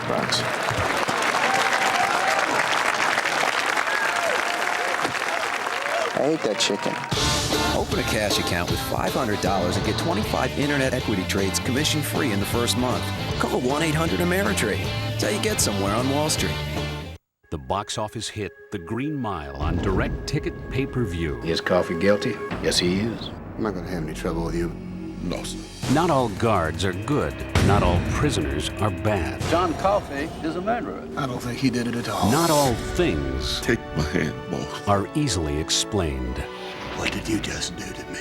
Was it a miracle? Yes. Tom Hanks, the Academy Award-nominated hit The Green Mile on direct ticket pay-per-view on DirecTV. The Major League Baseball Clubhouse Store presents MLB Authentic Collection jerseys. The same ones your favorite players wear on the field. Official lettering, official trim, official sleeve patches. Call 877-292-GAME and bring home your MLB Authentic Collection jersey for only 2 payments of $75. All teams, all authentic, all from the Major League Baseball Clubhouse Store. 877-292-GAME. Call now. How close to the game are you? Mahalo Nui Loa from, no, it just looked like Hawaii there for a second. Actually, we're in San Francisco, South Beach Marina, and then the San Francisco Oakland Bay Bridge off in the distance. If you leave here after the ball game and head across that bridge, you can get over to the Coliseum maybe just in time for the A's-Yankees. Game 2 tonight. Just started about, I guess, 5:15 Pacific time. Well, I'm planning on trying to catch a plane to St. Louis. If I missed a plane, I can't think of anything better than to go to an A's. So you want to see games from every series live, is that it? That works. Joe worked last night on NBC over in Oakland. Good game, too. Here today with us, and then tomorrow, Joe and I will be at Busch Stadium, St. Louis. Mike Bordick throws out Jeff Kent, and there is one away. 8 straight batters retired by Hampton since Ellis Burks hit a 3-run homer in the 3rd. And again, left-handed pitchers just cannot pitch him inside. They're always more successful trying to run the ball away, but he'll go the other way with it. But you definitely can't pitch him inside. He is so quick inside that he doesn't have to look for the ball in there. And that's why he's successful. Left-handed pitchers can't make him look in there, and he can handle it when they do come in there. Burks has grounded out and hit that long home run. That's a strike on the outside. Now, the Giants 2 through 5 hitters, Miller, Bonds, Kent, and Burks, have had 5 hits in 10 at-bats with 5 RBIs, 5 runs scored. The whole rest of the lineup has been completely shut out by Hampton.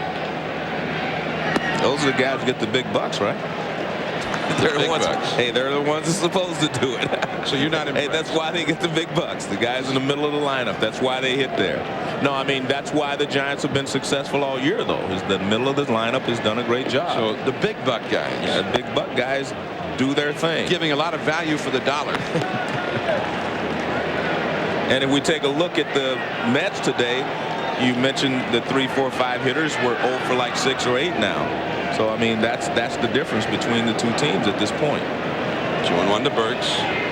And it's low and inside.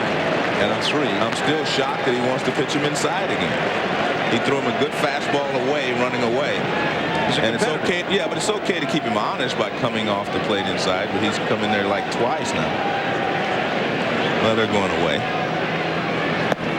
Well, he was supposed to go away, and he missed. Down and in, ball 4. So the big buck guys have produced for the Giants today. That's a direct quote from Joe Morgan. I'm John Miller. By about the 8th inning, Joe will have his stock tips, so stay tuned for that. Oh, no, I don't do that. Yeah. Joe Morgan and Moneyline. All right. Rich Aurelia, the way he's been going, he'll be one of those big buck guys before long. Aurelia, the lifelong Mets fan, now trying to drive a stake through the Mets' hearts in this series. Aurelia is flied out and struck out 0 for 2 in the game. Burks at first, 1 out. Aurelia down the left field line. That's a base hit. Agbayani will play it off the car tire. Burks is going to be held at third as the relay comes to Bordick. It's a double for Aurelia.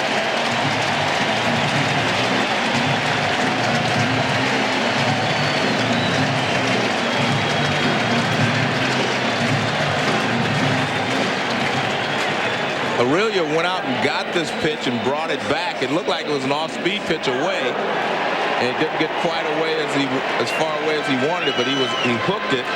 Looked like a little curveball out there, and he hooked it and pulled it down into the corner. And Ellis Burks looks like he's running pretty well right there. Although we talked about the fact that he has bad knees. Burks will come in early. They got the left-handed batter Snow coming up here. And with the left-hander in the mound, they're going to walk him intentionally. They've got a right-hander up in their bullpen, do the Mets. Bullpen is getting busy. The right-handed batting, Bobby Estelea, is on deck. Now, this is interesting, Joe. I mean, you got the lefty versus the lefty, and that Snow is 1 for 15 lifetime as Turk Wendell is getting ready in the bullpen. He's 1 for 15 against Hampton. Well, I think the problem is, John, you cannot afford to give up any more runs if you're the Mets. So what they're going to try to do, instead of getting Snow out and then having to get Estelea out as well, they're going to walk Snow and try to give themselves one at bat to get the double play and get out of the jam. This is smart. I think it's smart because you can't give up any more runs. If you're the Mets, you're already down 4 runs going to the 7th inning, your 7th inning at bat. So you have a chance here of getting out of this jam by only facing 1 hitter. Whereas if you get Snow out, you still have to get another hitter out. You still have to get Estelea out. So he's going to try to do it by getting a ground ball and get the double play. Dave Wallace, the pitching coach, going out. What if you pitched to Snow and you got him out? Then you could walk Estelea. Well, but you're going to be the same thing. Then you're going to end up with a. We got Turk Wendell coming into the game with the bases loaded and 1 out. Hampton is finished. 5-1 Giants. They're coming back. Michelin would like to remind you, there's only one safety feature on the road that actually touches the road. Michelin, because so much is riding on your tires. Yesterday, if you saw a bathroom style you liked, nope. Well, good luck finding it at your typical home improvement store. But today, there's Lowe's, where upgrading your bathroom has never been more fashionable. Choose from Delta, Kohler, Moen, Jacuzzi, American Standard, and hundreds of other great brands. The latest styles at a guaranteed low price.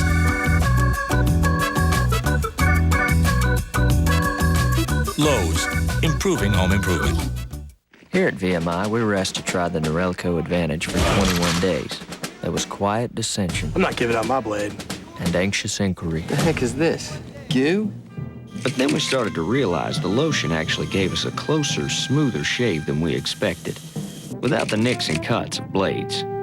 Our fear diminished, our hopes arose, and life got a little less hairy. Come on, babyface, move it! The Norelco Advantage.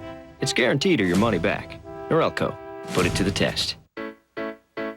I see a little silhouette of a kind. Mountain Dew, time to do the slam dunk go. Citrus taste and quenching, very, very exciting me.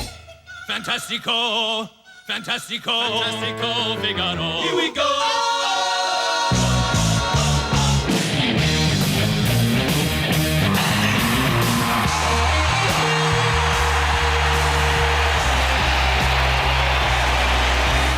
Come to Sonic now for our hottest deal ever. New spicy chicken strips with a bold kick you'll love. Or for a tamer taste, there's our classic flavor with dipping gravy, crispy fries, Texas toast, an onion ring, even a cold drink for a special low price only at Sonic. 3 contestants, 4 panelists, 1 very hot seat. 2 of the toughest minutes on television. ESPN's 2-Minute Drill, the ultimate sports quiz show. Mondays at 7, hosted by Kenny Mayne. 5-1 Giants, and Mike Hampton, you saw the look in his face as he got back to the dugout after being ordered to walk Snow and then taken out. Well, John was going to finish. I didn't get the answer. But if Snow puts the ball in play any place, you know, you're in trouble. You're going to give up a run. Yeah, even if Estelea puts it in play, you may be able to get a ground ball double play and get out of the inning. Like I said, they cannot afford to give up any more runs at this point. Turk Wendell comes in. The bases are loaded. The Mets just trying to stay even fairly close in this game.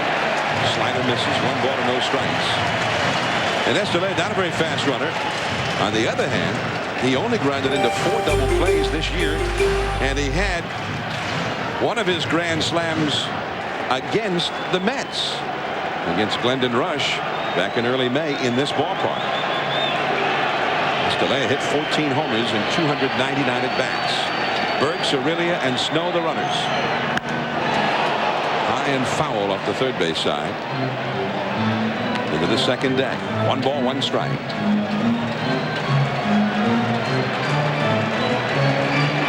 mentioned Escalera did not hit into a lot of double plays, and that's because he hits a lot of fly balls, and he doesn't hit the ball near the bag at second base.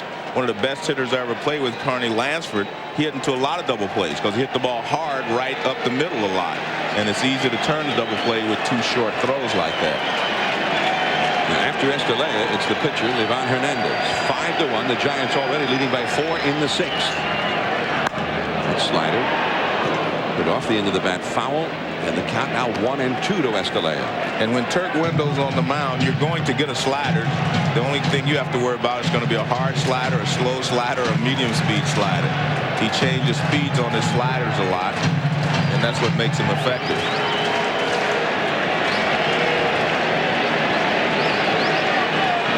Escalera went 0 for 3 against Wendell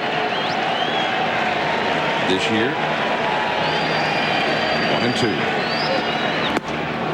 Too low with the sinker.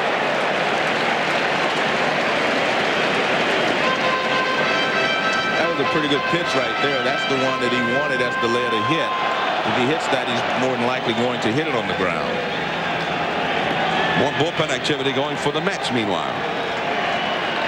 3 men on, 1 man out. Struck him out.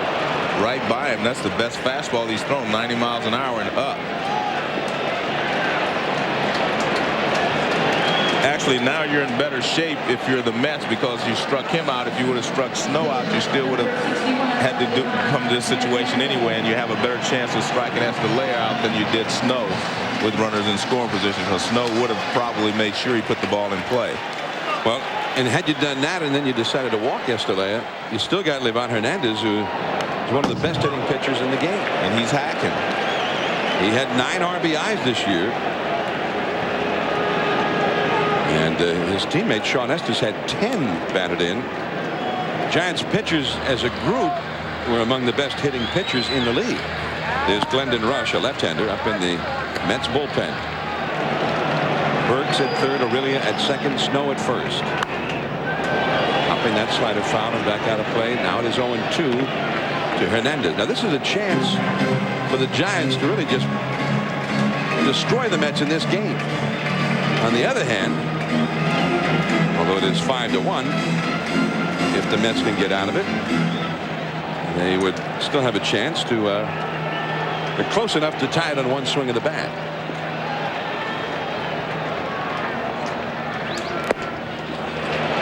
And 2 strikes. Plus, if they can get out of this jam, it gives them a lift psychologically. It'll really say, well, guys, we're still in this. Let's make a run right now. It really helps you when a guy comes in like Wendell and is able to shut them down, hopefully, and not give up any more runs. And the slider in the dirt, swung on and missed. Piazza just stepped on the plate, and that is the inning. So the Giants lead and loaded. It's still 5-1. Mets trailing heading to the 7th. Hamilton coming up. NFL Tonight, Tuesday through Saturday on ESPN2.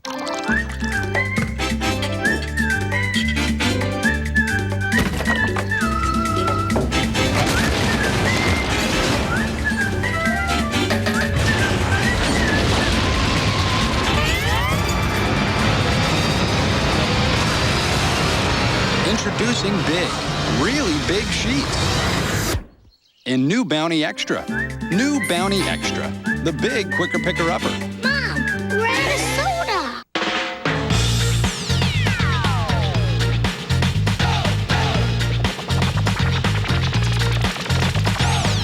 Don't stop, keep on doing what you're doing. Gotta keep moving. Don't stop, keep on doing what you're doing. Gotta keep moving. Don't stop, keep on doing what you're doing. Gotta keep moving. Don't stop, keep on doing what you're doing. Sam Adams, the world's most award-winning beers. Don't stop, keep on doing what you're doing. You made it through another hectic day. Dinner's over, dishes are done. Finally, time to relax. Could there be a worse time for heartburn? Good thing there's finally something made just for it. Introducing Mylanta Nighttime Strength, the strongest antacid you can get. Finally something strong enough to get rid of even your toughest nighttime heartburn. And fast. So go ahead, enjoy your night. If you can. New Mylanta Nighttime Strength. I'm grateful that Michael Garcia is in our lives. State Farm, Mike Garcia speaking. We had a house fire, house burned. That was a tough day. They didn't treat us as a policyholder, they treated us as a neighbor, as a friend. I gave him a check right away. We went from there to putting the pieces back together. He's not a hero in the sense of a sports hero or a movie star. He's a quiet hero. He looks out for everyone in the neighborhood. It's gone from being a slogan to really being my way of life. 5-1, the Giants leading the Mets in the top of the 7th inning now. Most people are watching this game free of charge out in what they call the portholes. There's a walkway on the pier behind the right field wall. And on those big archways, there are openings, and the fans are allowed to come in and have a look. Although every 3 innings, when there's a big group of them, they're asked to leave and let a new group come in and have a look. That's where Joe and I would be if they didn't let us up here. Well, that's kind of a teaser, man. You know, you see just enough to get you excited and want to come to the next Giants ball game. And that was sort of the idea of Giants managing general partner Peter McGowan, who was sort of the mastermind behind this ballpark. He said, this is going to be sold. There is Peter McGowan. This ballpark is going to be sold out all the time as Hamilton takes outside, ball 2. He said, we still want to interest that next generation of Giants fans. He said, maybe a father will take his kids and they'll watch a few innings out there. And the kid just said, when we going, Dad? 3-1 the count to Darrell Hamilton. And he leads over the walk. And Levon doesn't like that call either. Now here comes Rich Aurelia in to talk to him and try to calm him down. You look at Levon, he was very unhappy about that last call. The batter will be Mike Bordick. Alvaro Martinez standing by down near the Mets dugout. Well, gentlemen, he's up to 95 pitches. That's Livan Hernandez. And pitch counts for him have never been an issue, because when you grow up in Cuba, up until recently, pitch counts really were never an issue. The limit for the regular season in Cuban baseball was just instituted a couple of years back, and it's 125 per game. In the postseason, there are no limits. And Livan has thrown over 200 pitches several times in his career. He's even done it here in the States as well. So pitch count for him, never an issue. There's a called strike to Mike Bordick.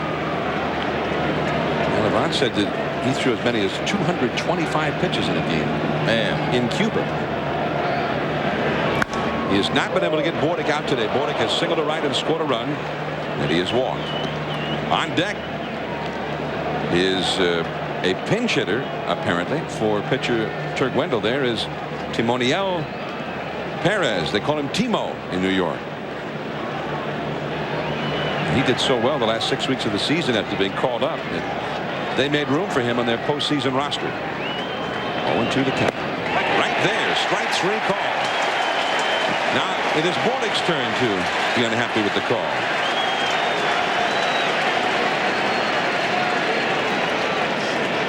Well, he throws a fastball towards the outside corner. That's a pretty good pitch. I mean, you know, it's hard to tell exactly.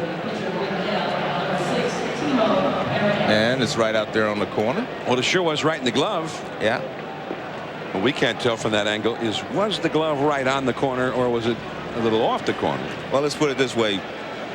Levon was unhappy about the walk to Hamilton. Now Bordick's unhappy about the strikeout. So, as they say, things even out. That's not what Bordick would tell us. Here's Timo Perez. First ball swinging, left field. Bonds battling the sun and the wind. He's got it right at the edge of the track. Well, Perez off the bench went up there hacking, and he is quickly retired. I was thinking about this last week, John, but the Gold Glove winners in the National League this year, who's going to win the Gold Gloves for the outfield? Barry Bonds has won them. Ken Griffey Jr., Andrew Jones, Steve Finley. They've had, you know, some guys who have won them last, and there can only be 3. So it's going to be a difficult choice. Well, who are you voting for? I don't get a vote. So to eliminate that, I do not get a vote. And I'm sure I missed someone else. Who was? I said Steve Finley, Andrew Jones. Oh, Jim Edmonds. His agent just called. Yeah, Jim Edmonds. All these guys won Gold Gloves last year. You know, of course, Edmonds, Griffey were in the American League. But you have no opinion. Oh, I definitely have an opinion, but I don't get a vote. That's called a ball. And again, there's right now there's sort of a an issue about what is and what isn't a strike in that outside part of the plate. Agbayani, Jeff Kellogg, whichever way he calls it, can't win. Yeah, it makes somebody unhappy. Well, it looked like he missed his spot with that pitch, but again, you know, really the Mets have had some fat pitches from Levant, and they just have not hit him. Well, early in the game, he hung 3 or 4 breaking balls, and he was able to get away with them. And I think that's really a big difference in this ballgame at this point, because he's made a lot of really good pitches, but he made 3 or 4 bad ones early, and he got away. 2 down, runner at first. 1-2 the count. That one is off the outside. Clearly, a fastball missing. And contrary to popular belief, every mistake that a pitcher makes does not go out of the ballpark. It only seems that way. And when you throw 125, 130 pitches, you're going to make some mistakes. Struck him out with a nasty-looking, I think, slider. 1 man left. Last of the 7th now. Top of the order, Bernard Miller and Barry Bonds coming up. 5-1 Giants. There's shopping on the internet. Wow. And then there's buying on the internet. We've got a great new computer game. Winner gets a yellow or card number. It's called Who Wants to Run Up $1 Million? Welcome to the sub-basement of the cyber mall. But Capital One card holders have no fear. Their cards are cyberized with online tools that make e-buying as leading edge as e-shopping. Click on CapitalOne.com now. What's in your wallet? Now this is the fear snake, the most venomous snake in the world. One bite from him and it's all over. Yo! Oh, no worries, mate. Luckily, we've had the anti-venom sent from America via FedEx. In my line of work, if you're not absolutely sure, you're absolutely dead. Oh, crikey. It appears we've used a different courier who hasn't arrived yet. It's okay because...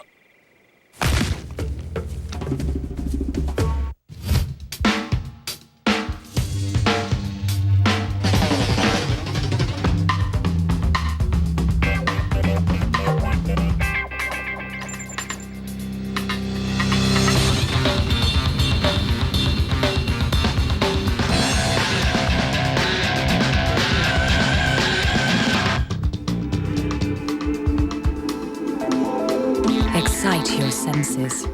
JVC. This is the PC that gets through homework at the speed of an Intel Pentium 3 processor that powers the ideas that come to life on a bright, vivid monitor and print out in full color. This is the compact Presario 5000T with one-touch internet access that for just $8.99 lets your family see the whole world wider. Call 1-888-252-0730 to get yours today.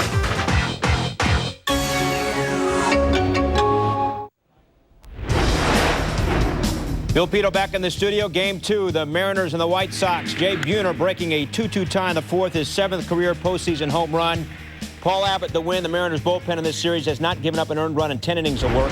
Mariners win at 5-2, Game 3 in Seattle on Friday. And after the game, Trey Wingo, Kenny Mayne, and Chris McKendry, all you need to know about all the baseball playoffs after you guys are done from San Francisco. Well, we're not done yet. Last of the 7th inning, the Giants ahead 5-1. From Pacific Ballpark, the home of the Giants. Game 2 here tomorrow. A twilight start, which could make it awfully tough on a hitter, at least early in that game. Darrell Hamilton now moves over to left field. And Timoniel Perez stays in the game to play right field for the Mets. Actually, he had originally gone into left field, but then they had them flip-flop, and Dennis Cook comes into the game. He'll be inserted in the leadoff spot in place of Agbayani, who departs. Cook, who originally came up with the Giants all the way back in 1988.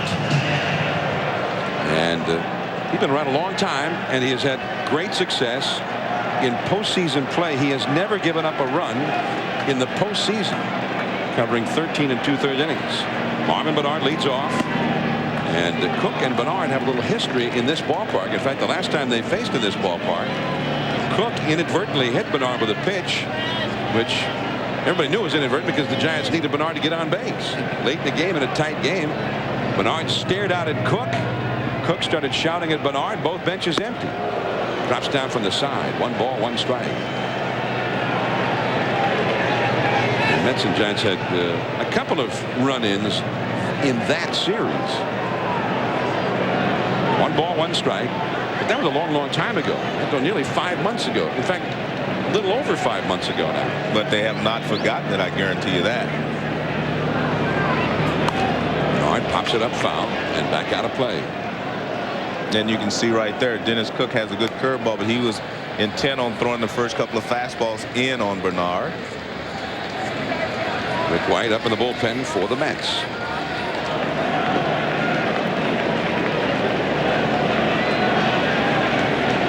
Ivan Hernandez has limited the Mets to only 4 hits and 1 run through 7. It'll face the big hitters in the Mets order in the 8th inning. Bernard and that sidearm fastball, it's a foul. Todd Zeile plays it. 1 ball, 2 strikes. And actually, this is something new. Dennis Cook very rarely does that. Drop down and throw from the side.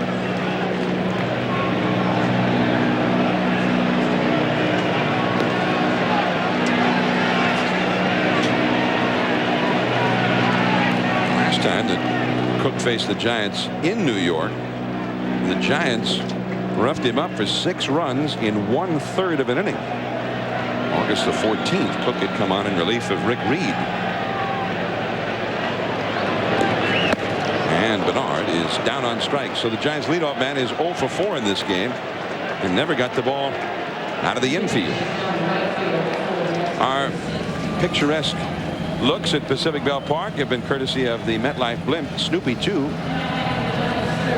The blimp typically cruises at a speed of 35 miles an hour at an altitude of about 1,200 feet.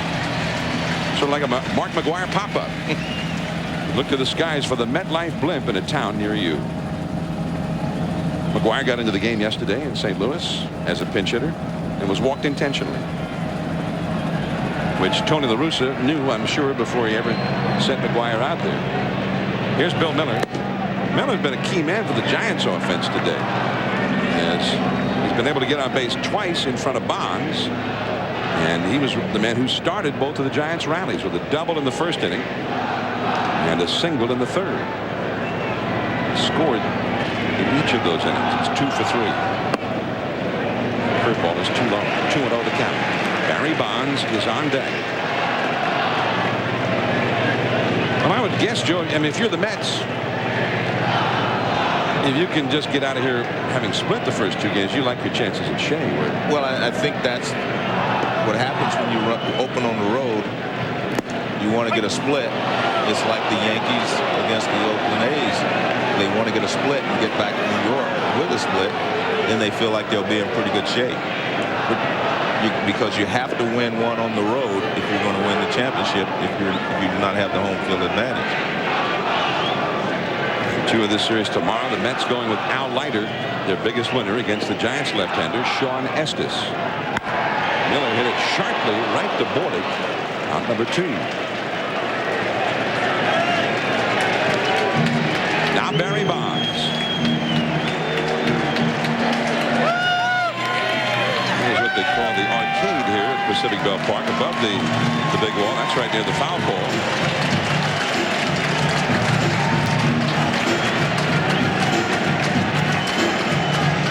Bonds against Cook, only 2 hits in 16 lifetime at-bats for Barry against this left-hander. Every once in a while there'll be a pitcher come into a game who's been a nemesis of Barry Bonds, and Cook is one of them. 2 down, nobody on. Drops down from the side again. Didn't get the call. Fastball missing inside.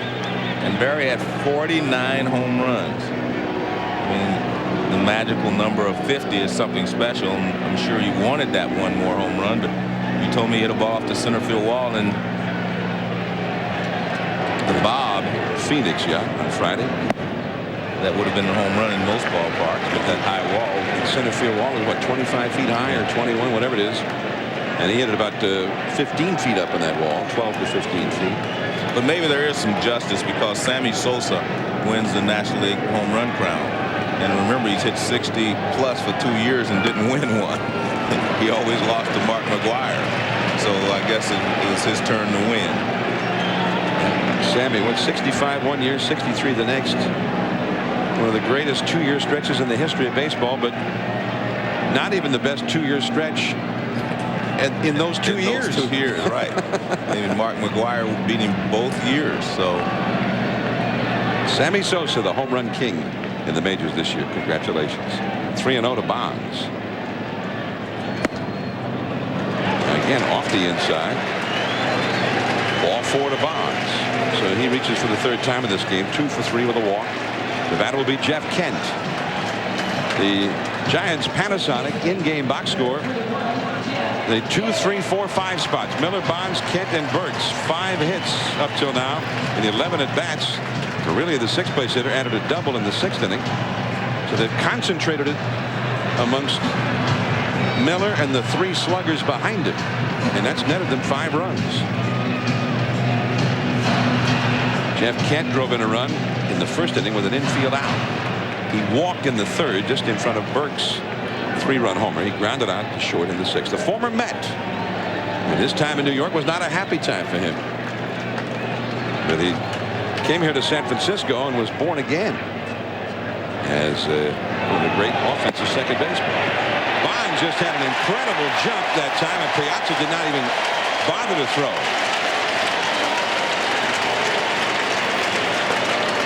Well, Barry has stolen 40 bases and hit 40 home runs in the same season, and he just gets a great jump here. Again, part of the reason is when they play in front of you like that as a base stealer, you know that you can get back to first base, so you can take as much of a lead as you want. And when he did that, Barry just took off. Rick White, the right-hander, ready in the bullpen. Dave Wallace, the pitching coach, is heading to the mound, and he is signaled now for White. So Bonds at second. 1 ball, no strikes. The count to Jeff Kent. And White, who started the year as a Tampa Bay Devil Ray, coming in for New York. 5-1 San Francisco. We'll be back.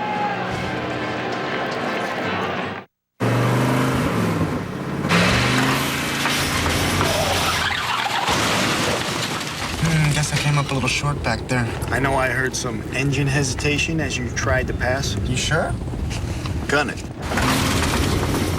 See? You should have used the gum out I gave you. Would that have helped? Of course. Gum out fuel additives can unclog fuel injectors in a single tank full. Thanks, Mike. Gum out. You never know when you'll need it. Ouch. Yeah, that's gonna bruise. Don't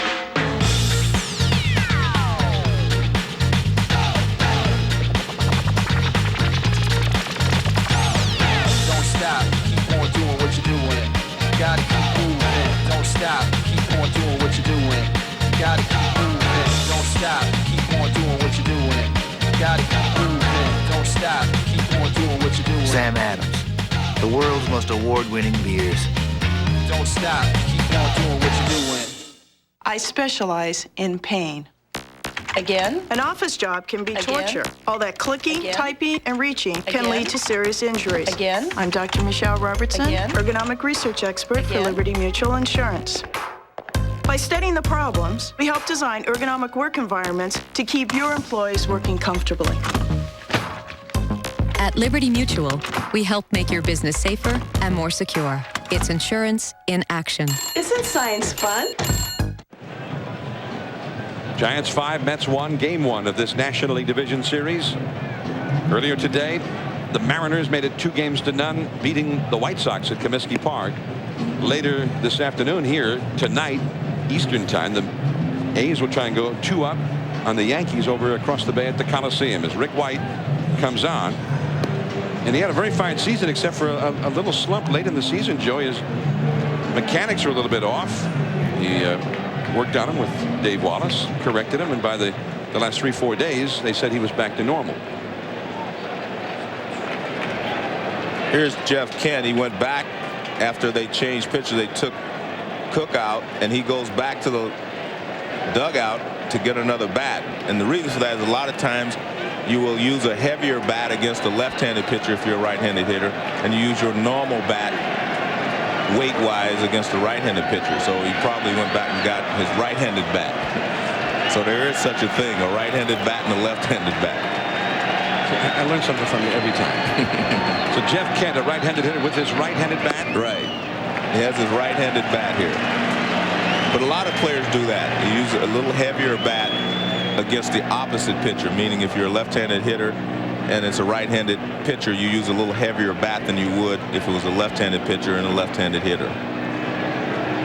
Bonds at second, 2 down. Ellis Burks on deck. Just off the outside with a fastball. 3-0. White inherited a 1-ball no strike count to Jeff Kent. White is the 4th Mets pitcher of the game. And I'm sure Jeff Kent has the green light if he wants it here. These young bat boys there. He swung. Bordick from left field. 2. It came off the bag. Zeal came off the bag, according to Cederstrom, the first base umpire. Nice play there by Bordick deep in the hole. And Todd Zeal did everything that he possibly could do to stay on the bag.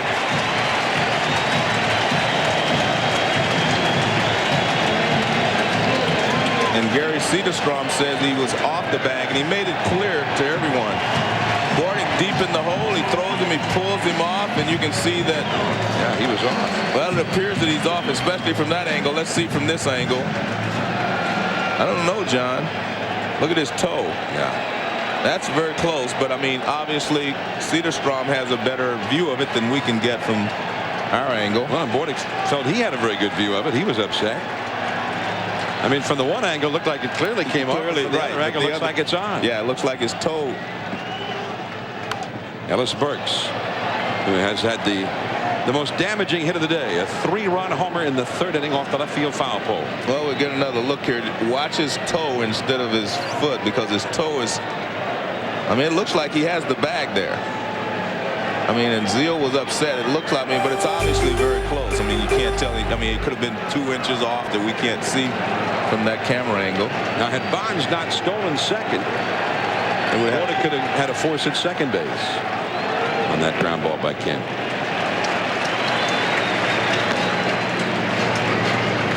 So Bonds went to 3rd. Bordick's only play was to 1st.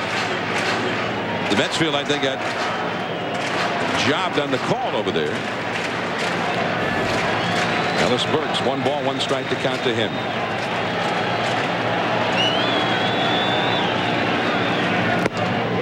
On the outside corner, strike 2 call to Burks. The big sequence in the game all began in the 3rd inning when the Mets felt they didn't get a call with Mike Hampton on the mound. Well, one thing that the players and, well, you can see the catcher, Piazza, move that ball. Usually, as I said, the catcher will tell you whether the pitch is a strike or not. If he catches it and leaves it there, you know, he thinks it's a strike. That one you can see him move the pitch in. To 3rd base, high hop for Ventura. Throws him out.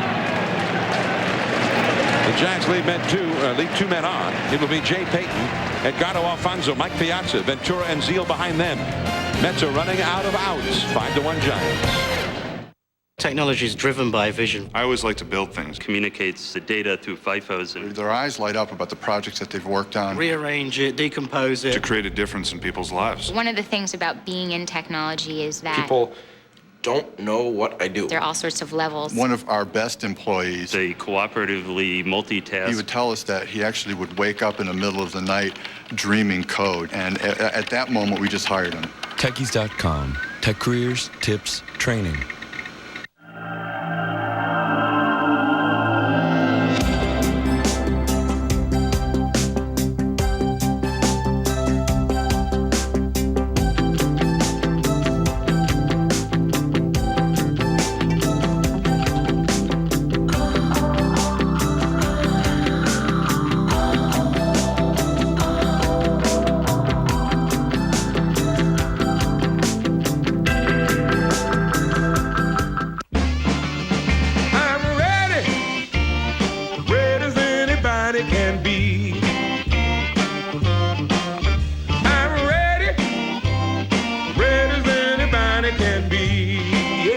Are you ready to ask your doctor about Viagra?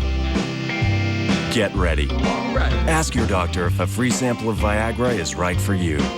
Well, I'm ready for you. I hope you're ready for me. Downtown San Francisco. Here's the Coit Tower on Telegraph Hill. The the Pyramid Building, looking toward Fisherman's Wharf, and on top of one of the hotels. They like both teams. They're rooting for the Giants and the A's. The A's play a little bit later, about an hour and a half from now, over at the Coliseum. That game will be televised on the Fox network, starting at 5 Pacific, 8 Eastern. We're here at Pacific Ballpark, across the bay from there. Game 1 here. It's a little more critical over in Oakland tonight. I mean, game 2 in a best of 5. The team that lost the first game is in a must-win situation. Correct. I didn't think the Yankees were in a must-win last night because they had played so poorly. They just needed to play well to show themselves that, hey, we can pick it up. And they did. I thought they played a good game. They could have won that game. It didn't. The A's played well. It was a well-played ball game last night. And they've been playing well for a long time, all through the month of September. There's ball 1 from Livan Hernandez to Jay Payton. That was the 105th pitch thrown by Livan. Giants bullpen for the 8th and 9th innings has been outstanding.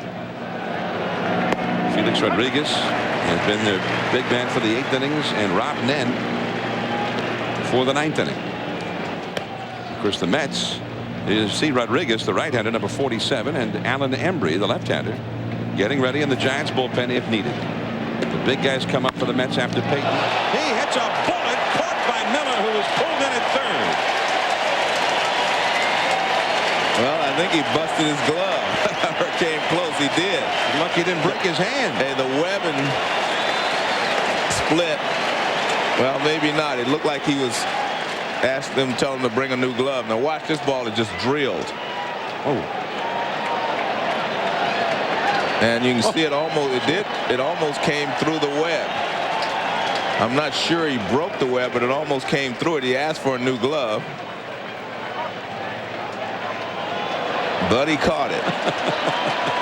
Remember, Livan's brother, El Duque, threw his glove to first base when he caught a ball like that on a ground ball.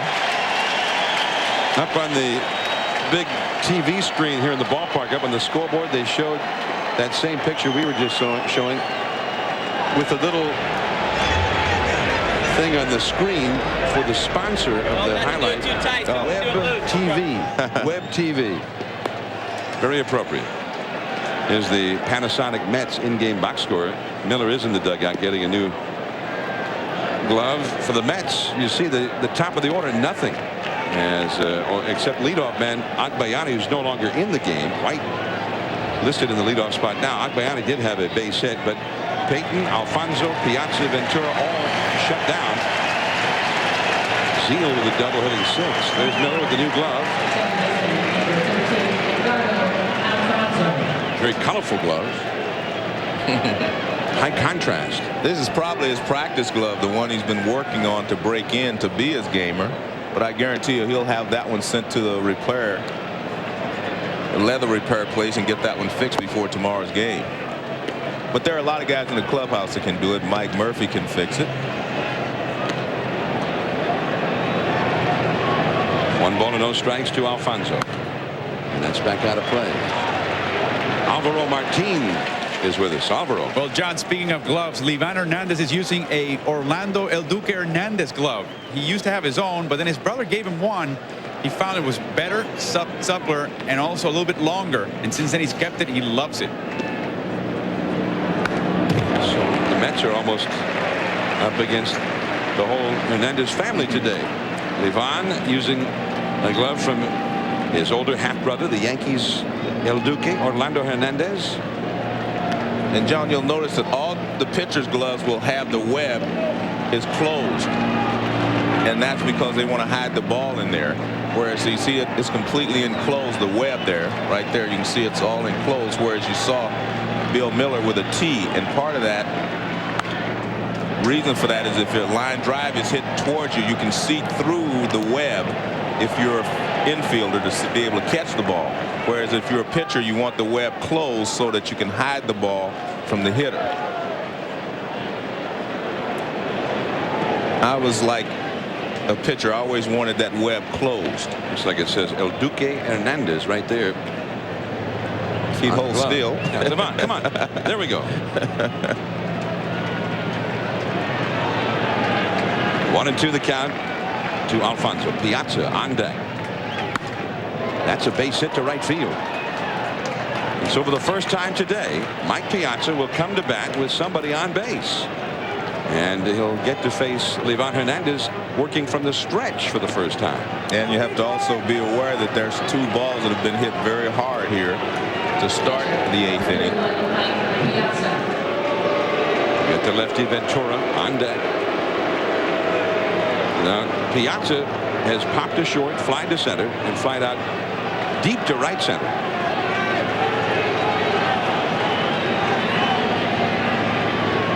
Slider low for ball 1. 113 pitches thrown now by Livan Hernandez. Livan, who used to work for roughly $10 a month in the Cuban leagues. 16-hour bus trips were not unusual. They stayed in hotels when they were on road trips. He played for the Havana team, Industriales, whom we saw last year, Joe. And when they were on the road, sometimes 6 players would stay in the same room in the hotels. But you can see he is definitely going to all breaking balls. He does not want to throw many fastballs. When he walks Piazza on 4 pitches. Now Ventura with a chance to do some serious damage. And Dusty Baker has a left-hander ready in his bullpen. But he just got the wave from the bullpen that he is ready. Juan Lopez, the Giants bullpen coach, wearing the jacket, just took the hat off, waving it. Now Dusty is heading out. And I think this is a good move because there have been 2 balls hit very hard, and he walked Piazza missing badly with a few breaking balls. He's pitched a good ball game. I think now if you've got a left-handed hitter up there who can hurt you, bring the left-hander in. But I've noticed that Dusty over the years stayed with Livan a lot longer than he does a lot of his other starters. And it could be the same reason we talked about earlier. Livan seems to be able to throw better as the game goes along, 6th and 7th and 8th inning. Well, he's sticking with it, which is a popular move among many in the crowd here. But you wonder if he's really tempting fate here, Joe. It's popular at this point. We'll see what happens the rest of the game.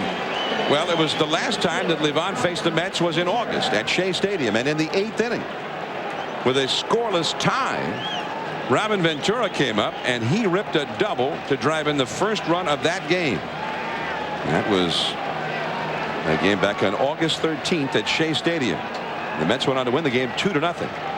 And in his career, Ventura is 11 for 25.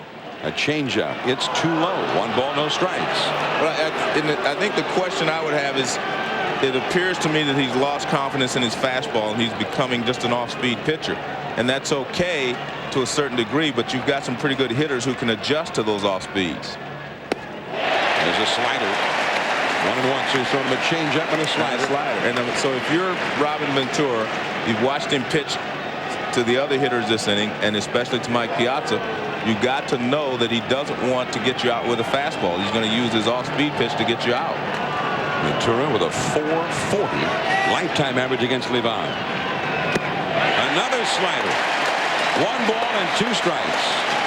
And the slider I like is a better pitch for him than the curveball because you can hang the curveball. The slider, he's getting it down at least. And there's a good slider there. But usually a good hitter, he doesn't care whether it's a slider or a changeup. He just wants to know the speed is not going to be a fastball. To Kent at second. Bobbles it. And ends up just getting the 1 at first. And the Mets not happy about that call. And here comes Bobby Valentine. He runs the length of the dugout. And he's going to go out and get into it now with Gary Cederstrom. Well, Jeff Kent, in his haste to start the double play, was lucky he got anybody. I didn't see that play at first base as being that close.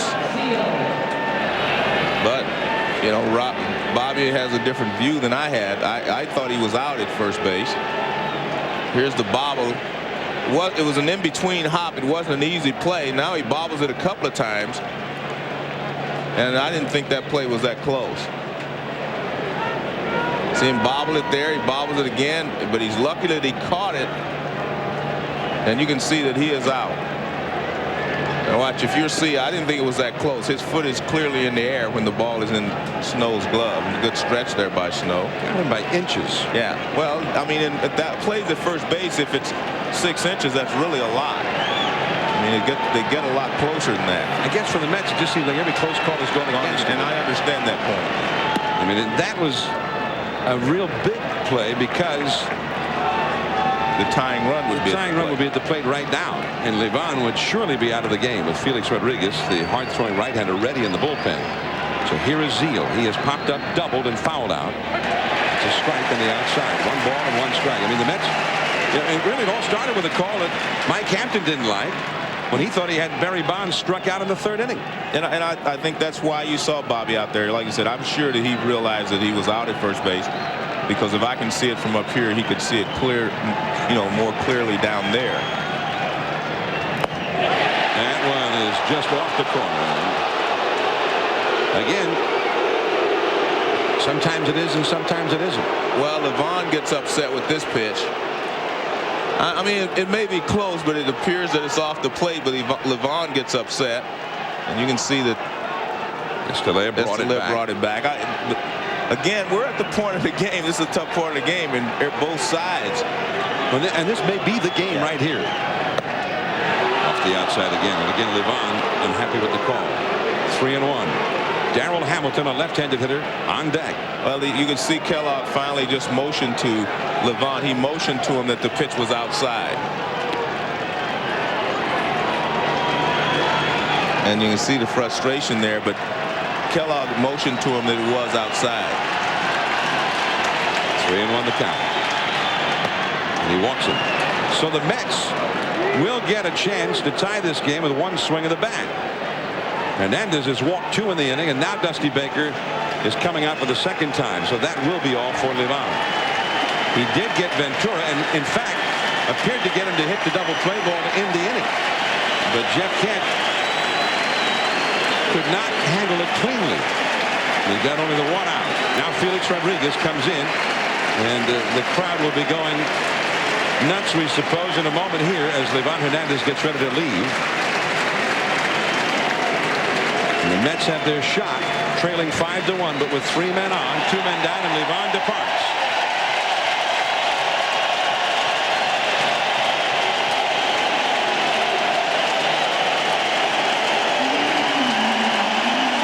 Again, strong in the postseason, Livan Hernandez.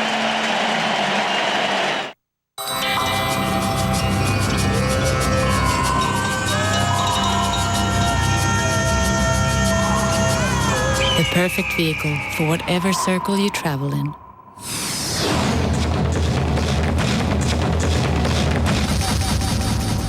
Even if it's the Arctic Circle. Hur var trafiken? Det vanliga. The new Volvo Cross Country. Adventures in luxury. Yesterday, if you saw a bathroom style you liked, nope. Well, good luck finding it at your typical home improvement store. But today, there's Lowe's, where upgrading your bathroom has never been more fashionable. Choose from Delta, Kohler, Moen, Jacuzzi, American Standard, and hundreds of other great brands. The latest styles at a guaranteed low price.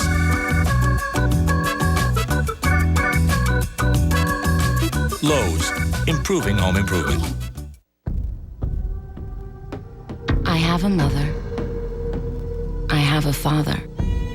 I even have a big brother. I don't need someone else looking out for me. I need someone who can help me look out for myself. At Lincoln Financial Group, our goal is to make the financial world clear and understandable so you can make informed decisions. Lincoln Financial Group, clear solutions in a complex world. Giants 5, Mets 1, and the Mets with a shot at it now. And Dusty Baker with the bases loaded and 2 down. And the left-handed batting, Darrell Hamilton coming up, brings in a right-hander, Felix Rodriguez, rather than the left-hander, Alan Embry. And in fact, he stayed with Livan Hernandez 2 batters earlier when the left-handed batting, Ventura was up, rather than bring in Embry as well. Embry, who finished the season struggling. And Dusty Baker with Livan, who had never had much success against Ventura in the past, but had got him out today. And in fact, he got him to hit what could have been an inning-ending double play ball. So Levon now has handed the ball to Felix Rodriguez, 3 men on. Alfonso, Piazza, and Zeal. And here is Hamilton, not a power hitter. Fastball a little bit low. Now, had he brought in the left-hander Embry here, then surely a right-handed hitter would have come out of Bobby Valentine's dugout. He's got Bubba Trammell, among others, who is a right-handed hitter who could hit a home run to tie this game. Hamilton is more of a spray-type hitter. If you were going to bring Embry in, it would have been to pitch to Ventura. I think that was the time you would have brought him in.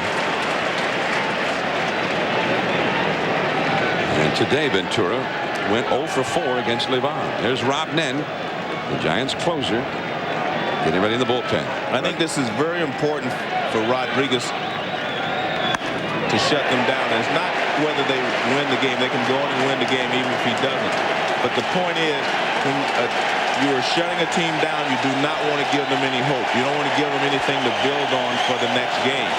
If the Mets come back, score 2, 3 runs even, it gives them something to build on for the remainder of the series. And they were swept here last time. You want to keep it that way. Felix Rodriguez in his first postseason game. 3 men on, 2 men out. Back to the screen. Went back after him with the high hard one at 97 miles an hour. He was a former catcher. Came up in the Dodgers organization. And they converted him to pitching. And he had such a great arm. And in fact was asked to pitch. While he was a catcher, they sent him out to the bullpen and said, warm up as a pitcher. He struck him out.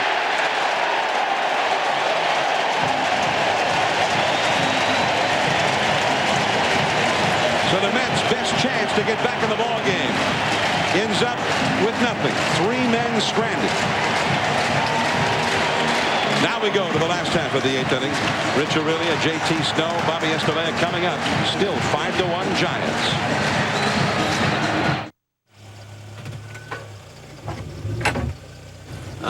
Briefcase. Need new tires? Our 70,000-mile Futuras are 4 for $169. Pep Boys, one more reason cars like us, people love us. Hey, did you get them brakes at Pep Boys? Yeah, I did. I appreciate it. Now get up to $40 back on premium Rebestos brake service. Pep Boys, one more reason cars like us, people love us. You made it through another hectic day. Dinner's over, dishes are done. Finally, time to relax. Could there be a worse time for heartburn? Good thing there's finally something made just for it. Introducing Mylanta Nighttime Strength, the strongest antacid you can get.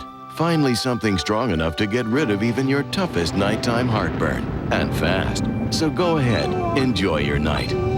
If you can. New Mylanta Nighttime Strength.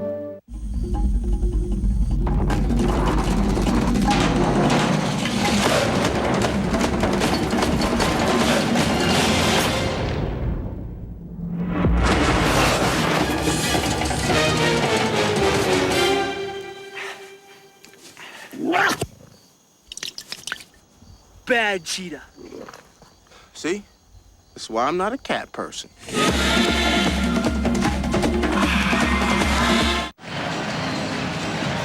5-1 Giants over the Mets. Last of the 8th inning is the Lefty O'Doul Bridge, named for the former great player. He was very popular here in San Francisco. They named that bridge about 35 years ago, and it happened that they put the ballpark up next to it. There's the MetLife blimp, Snoopy 2, giving us our beautiful aerial views of the goings-on here today in San Francisco. The MetLife blimps, Snoopy 1 and Snoopy 2, have flown over 800,000 miles to provide aerial coverage of sporting events and television specials throughout the United States and Canada. We're always glad to have them with us. Levon Hernandez and pitching coach Dave Righetti back in the dugout afterward.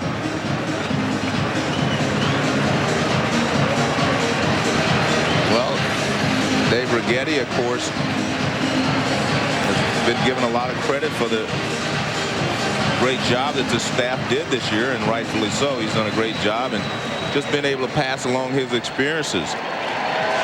in the major leagues, and pitching under pressure has probably helped these guys. And we saw a game at the Estadio Latinoamericano last year. We saw Industriales in their home ballpark playing in the Cuban World Series. And it is a very loud and passionate crowd. And it is the national sport in Cuba. Here is Rich Aurelia, 1 for 3. Rick White, the 4th Mets pitcher of the game, and a slider in there for a strike. You know, Livan Hernandez was the first Cuban defector who came to this country and really had an impact on Major League Baseball, which he did because he came to such prominence in the postseason in 1997. And that's outside. There have been 135 Major League players who originally came from Cuba, but Livan is the first to pitch in the postseason since El Tiante, Louis Tiant, who faced you, Joe, several times. 1975 World Series, that fabled World Series. I can't remember how that series turned out now. Well, the good guys won. I can answer that for you. Oh, you broke their hearts in Boston, Joe. There's Livan. I mean, he's a workhorse, and I think sometimes, you know, because he's strong and he wants to stay out there, sometimes he may stay out there a little longer than he should. And especially during the regular season, I think there were games where he ended up giving up a lot of runs late, even when he pitched well and even won the game. Rob Nen in the bullpen for the Giants, getting set for the 9th inning. Well, Dusty Baker says that Livan Hernandez is his caballo, which is Spanish for horse. The outside to Aurelia, strike 2, 3-2 the count. And in fact, Livan pitched 240 innings this year. 3-2 to Aurelia. He is 1 for 3 in the game. 125 pitches today, 7 2/3 innings pitched, 1 run allowed.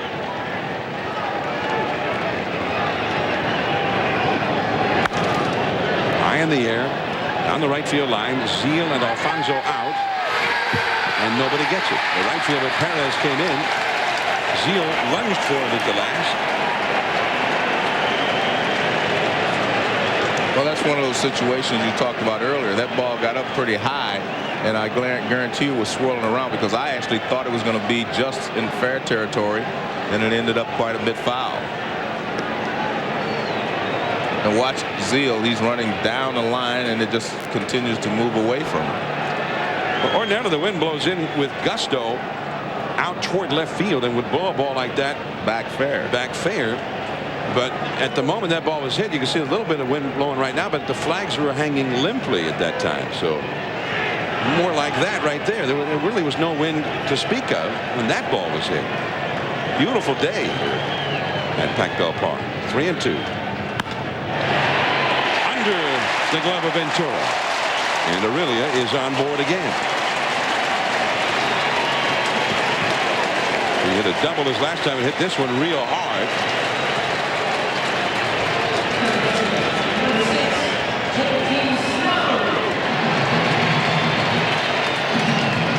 Well, Ventura tries to flag it down, but you can see the ball didn't bounce.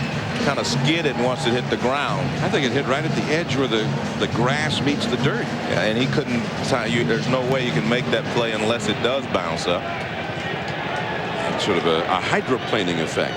The batter will be J.T. Snow. He's grounded out, line to left, and been walked intentionally. Mike Hampton. He has never been able to win a postseason game. Now, you would have had to have liked the Mets' odds in this game. Hampton had never lost a game to the Giants. 9-0 lifetime. And conversely, Livan Hernandez had lost more games to the Mets than he had lost to any other team. The Mets just last year beat him 5 times the same year. And yet, Livan has been here before and had success here in this postseason arena. But for Hampton, success has continued to elude it. That's a base hit. Zeal made a great try for it. Aurelia stops at second.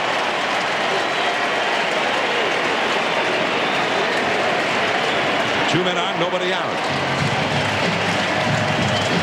Well, the Yankees and the Athletics will be later today, 8 Eastern, 5 Pacific, from the Coliseum on the Fox Network. Tomorrow, We'll have more coverage of the National League Division Series between the Atlanta Braves and the St. Louis Cardinals. Glavin and Kyle, 2 20-game winners. Big game for the Braves. Down 1-0. That's at 4 Eastern, 3 Central. And then at 8 Eastern, 5 Pacific. Game 2 of this series on the Fox Network. It'll be the Giants and the Mets with Al Leiter up against Sean Estes. Now that's a tough way to get a view of the game. And dangerous. High.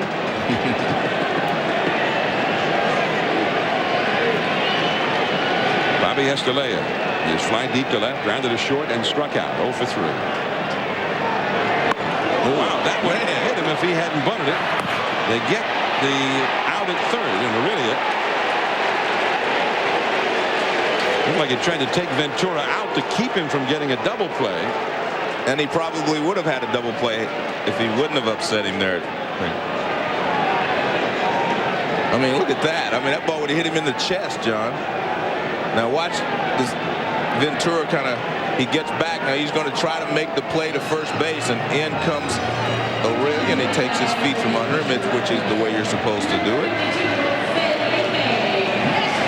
And so they only get the 1 out.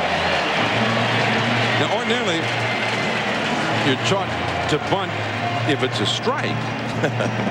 But on the other hand, you sort of do whatever you have to do to defend yourself. That one was chasing him. Head right for your sternum. Yeah, that was chasing him. Here's Felipe Crespo. He was the Giants' best pinch hitter of the year. 15 pinch hits in 51 tries. A switch hitter, batting left-handed, formerly with the Toronto Blue Jays. And he goes up there looking fastball, Joe. That's not a bad thing to do. I think he's got a 50-50 chance. It's going to be a fastball or something off speed. Well, he got one, but it wasn't a strike. And then there are a lot of guys go up there looking for fastball. They say, why? He said, because I can hit it. I'm not going to look for something I can't hit. 1-1 the count. Another high one, and again he chased it. 0-2 the count. Now, if you know a guy is sitting fastball all the way, and he'll swing at one that's up out of the strike zone, I guess why not stay up there? Well, there are a lot of guys who consider themselves first ball fastball hitters, and what the pitcher says doesn't mean I'm not going to throw him a fastball. It means I'm not going to throw him one in his zone, because a lot of guys will go out of their zone to hit the fastball, whereas they only try to hit the breaking balls that are strikes. 0-2 to Crespo. Snow at second, Estelea at first. Went up there again. This time he took it. 1 ball and 2 strikes. Marvin Bernard on deck. Kirby Puckett. He could hit those kind of fastballs. Kirby could hit just about anything. He was truly a fine hitter. He could hit the one up at his eyes, the one at his shoes, the one that bounced. Dribbler. And the little roll, but it stays fair. And hit a pebble or something and took a Giants roll. A base hit for Crespo. Wow.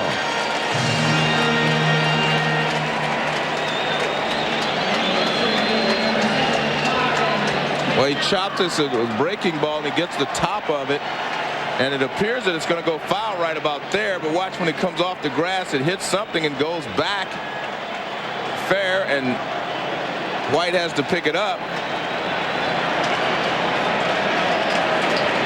Now with the left-handed batting Bernard coming up, the Mets have left-handed Glendon Rush warming up in their bullpen, and they're going to make the move to Rush.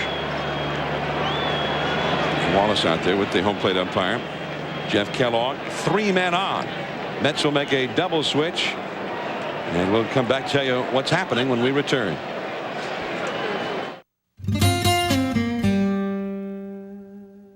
In pro football, if you get to the championship game, you got to be pretty good. If you get there and win, you got to be really good.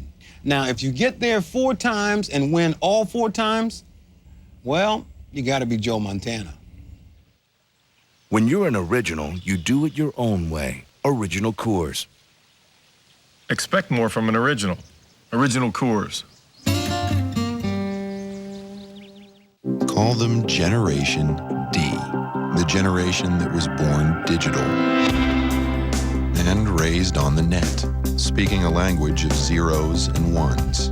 Now they're at WorldCom, developing web centers, the wireless internet. And for them, it's a joyride. Want to feel comfortable with new technologies? Work with people who are comfortable. WorldCom, Generation D. Yeah, it was amazing. Whole different world. You were a volunteer? Yeah. I saw a world that wasn't so fortunate. They needed help. In business, I see a world full of opportunity. To help me take advantage of those opportunities, I invest in international funds with T. Rowe Price. I chose them because they work with analysts all over the world. See, I know what a difference being there can actually make. T. Rowe Price, helping people invest with confidence for over 60 years. In anticipation of your runaway success as a Wall Street Journal reader, how to blend in with normal people. When in public, walking a pet can help you blend in. A tip on being madly successful from the Wall Street Journal, full of insight on making it big. Subscribe to the Journal for just 57 cents a day for 13 weeks, 25% off the regular rate. The Wall Street Journal. Call 800-249-1800. That's 800-249-1800. Bill Pito back in the studio. Seattle defeats Chicago 5-2 today. They lead the series 2-0. Kazuhiro Sasaki strikes out the side of the ninth, including Ray Durham. Seattle's bullpen so far in this series has not given up an earned run in 10 innings of work. Game 3 in Seattle on Friday. And coming up after the Giants and the Mets, it's Sports Center with Trey Wingo, Kenny Mayne, and Chris McKendry. All right, Bill, thank you. Here, the Giants leading 5-1, and they have the bases loaded with 1 out. Glendon Rush, a left-hander, is a starting pitcher for the Mets this year, who won 11 games. Russ Davis comes up as a pinch hitter for Marvin Bernard, the former Yankee, the former Mariner, came to the Giants this year. Davis with 9 homers and 180 at-bats, including 2 pinch hit home runs. Both late in the year, 1 a grand slam. The Giants have Snow, Escalera, and Crespo on the bases. New left fielder is in as well, Joe McEwing. Shadows engulfing the home plate area, as well as first base and right field corner. There's Davis. He's got lots of power. Off the outside. 1-2. Rush beat the Giants back in August. Formerly with the Kansas City Royals. So this is his first postseason experience.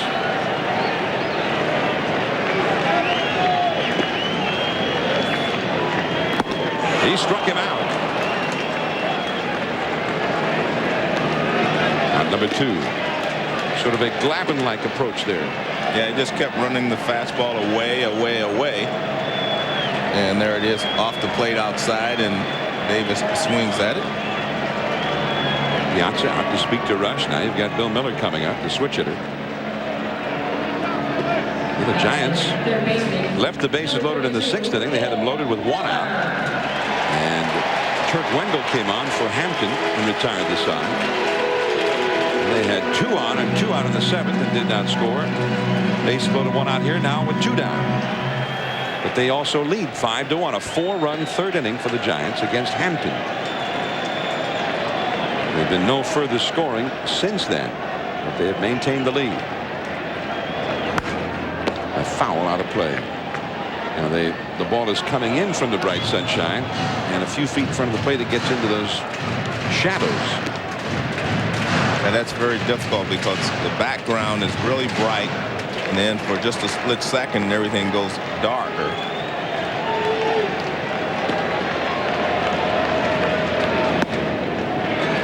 Up and away. 1 ball, 1 strike. Miller, who had a disappointing batting average, hitting only .268. And see, because the shadows are there, you can see it all the way till it gets to a certain point, like right there.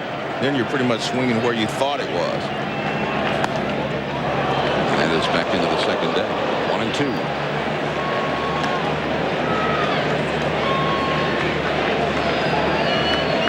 Miller, who had always hit right around 300 in his previous seasons with the Giants, this year hit only 268. But had his best year with the glove. And he's had a big day today, a double and a single. And he started both of the Giants' rallies. That's in there. Strike 3 called at the knees. So the Giants have left 8 men on in the last 3 innings. But they lead by 4. We go to the 9th inning now. Nen will come on. Bordick, Perez, and McEwing due up for the Mets. 5-1, San Francisco. Why are so many people switching to IDT long distance? 5 cents, actually. Yes, ma'am. Thank you for joining IDT. Enjoy the savings. Because we offer the simplest low-cost long-distance plan available. Just 5 cents a minute, 24 hours a day, 7 days a week, for every state-to-state long-distance call you make. We don't waste money on celebrities and gimmicks. We just offer the best long-distance available at the lowest possible price. Just 5 cents a minute, all day long, every single day of the week. And IDT has 6-second billing, so you never get charged for time you don't use. No complicated billing plans with rates that change depending on the time of day. No prepayments for time you may lose, and no annoying 1010 numbers to dial. Just the best long distance available at the lowest possible price. For real savings in the real world, call IDT right now. We're waiting for your call. 5 cents a minute, 24 hours a day, 7 days a week. IDT long distance. No one does it for less. Tonight on ESPN, at 8 is the NHL season opener as the Avalanche battles the Stars, and at 11, Sports Center. On ESPN2 at 7:30, NFL Tonight. At 9:30, 2-Minute Drill, the ultimate sports quiz show, and at 11, Dancing with the Devils. And on ESPN Classic at 8, SportsCentric profiles Red Auerbach, and at 9, the 91 Volunteers rebound from a fourth-quarter deficit. Do you have all the ESPN networks? John Miller and Joe Morgan from San Francisco. The Giants in Game 1 leading the Mets 5-1. Dusty Baker, despite 2 Manager of the Year awards, has never actually managed a team to a win in the postseason. The Giants were swept by the Florida Marlins in 1997 in the division series. Livan Hernandez helping the Marlins win that one. Now it is here in San Francisco, the 9th. As Rob Nen takes over the hill, and he has had a dominating finish to this season. He had some elbow surgery last year, and as great as his numbers look, 66 innings, only 37 hits, and 92 strikeouts versus 19 walks. They were even better yet the last 3 months of the season. And he has gotten better as the season has moved along. But that was to be expected. I think you had to be surprised that he did so well at the beginning. You see Calvin Murray is now in center field, replacing Bernard. Nen pitched for the Florida Marlins in 1997, helped beat the Giants for Florida. Misses very badly. The ball 1 to Mike Bordick. Bordick has been on twice. He scored the Mets run. He singled in the 3rd. He walked in the 5th. Struck out in the 7th. Frustrating day for the Mets. They've left 9 men on base. That is too high. 2-0 the count.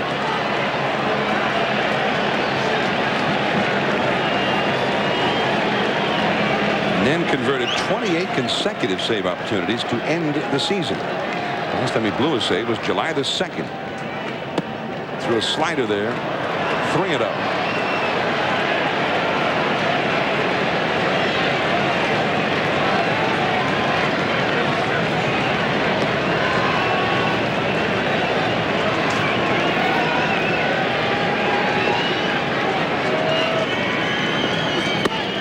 That's in there for a strike. 3-1. Nen had a 0.85 earned run average after the All-Star break.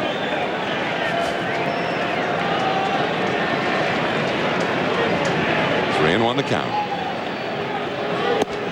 3-2. Well, he has a good fastball and a great slider.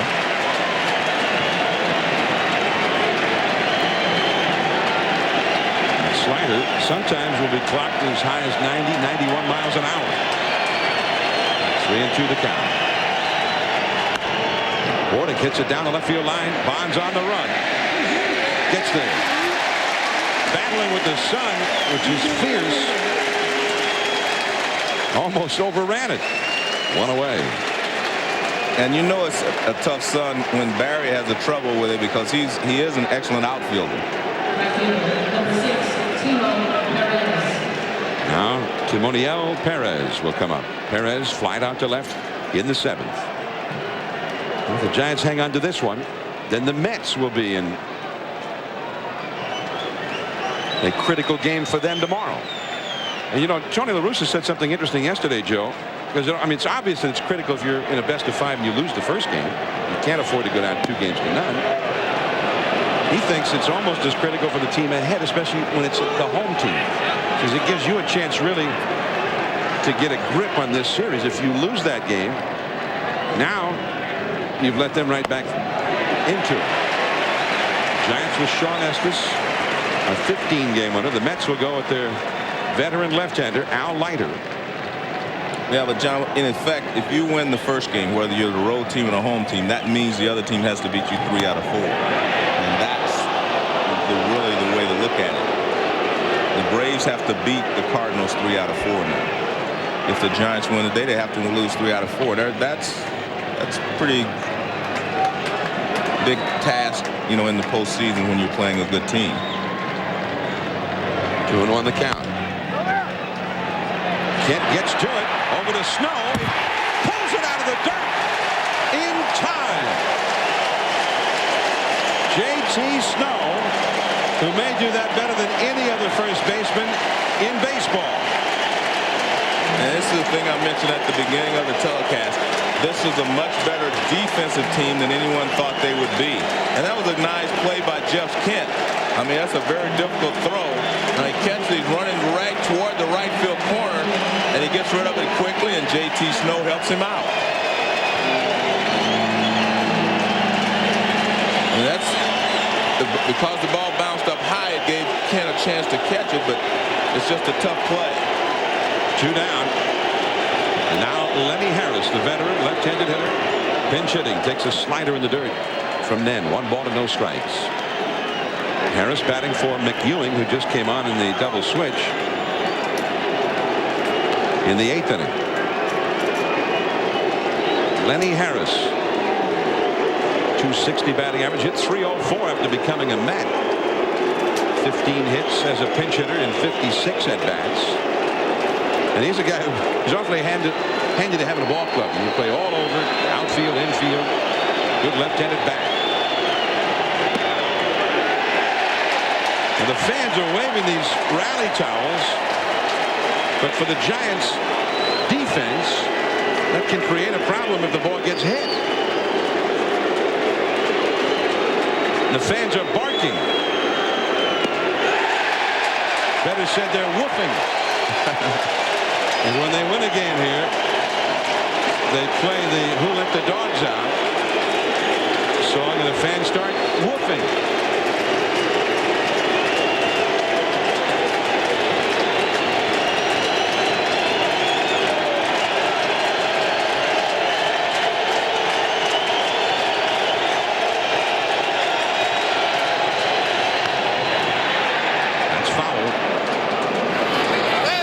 He didn't seem to have his normal slider right now. He's not throwing a good one. 1 ball, 2 strikes to Lenny Harris. Trying to keep the Mets alive here. Jay Payton on deck. Then Alfonso, then Piazza, but they got 2 down and nobody on at the moment. 5-1 San Francisco. Slider, and again he got a piece of it.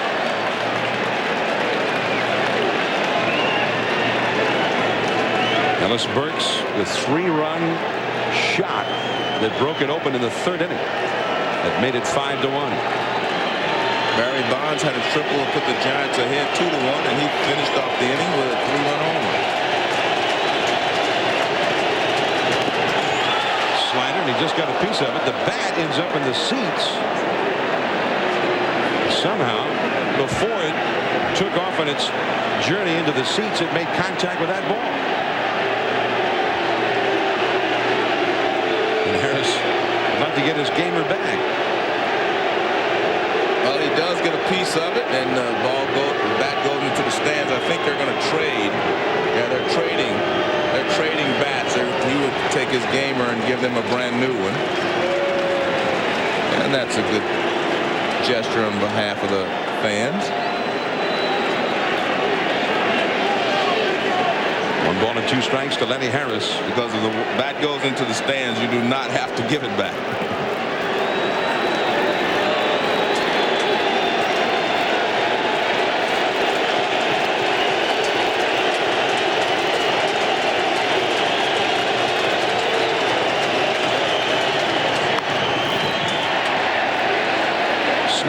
Kent Snow wants it. And the ball game is over. The Giants have a 1-0 lead in this National League Division Series.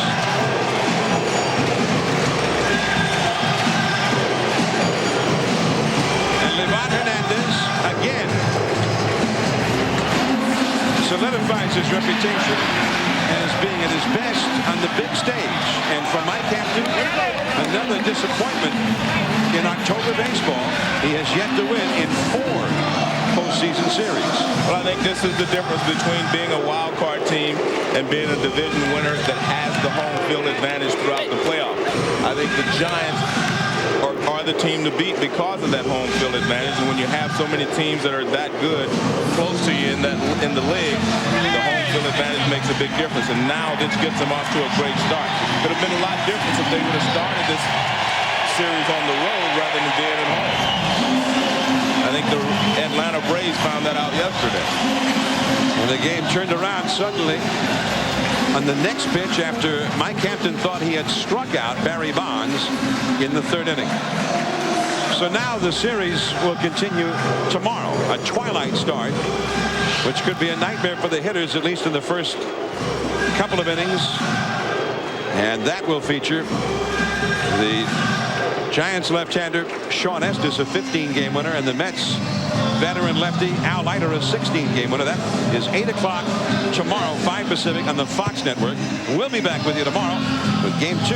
Tom Glavine 21-9 against Darryl Kyle 20-9 for Busch Stadium, St. Louis. That's 4 o'clock Eastern, 3 Central. And Joe and I will be coming to you from there. Division play continues again tomorrow. Now this is John Miller. Stay tuned for SportsCenter. John Miller for Joe Morgan.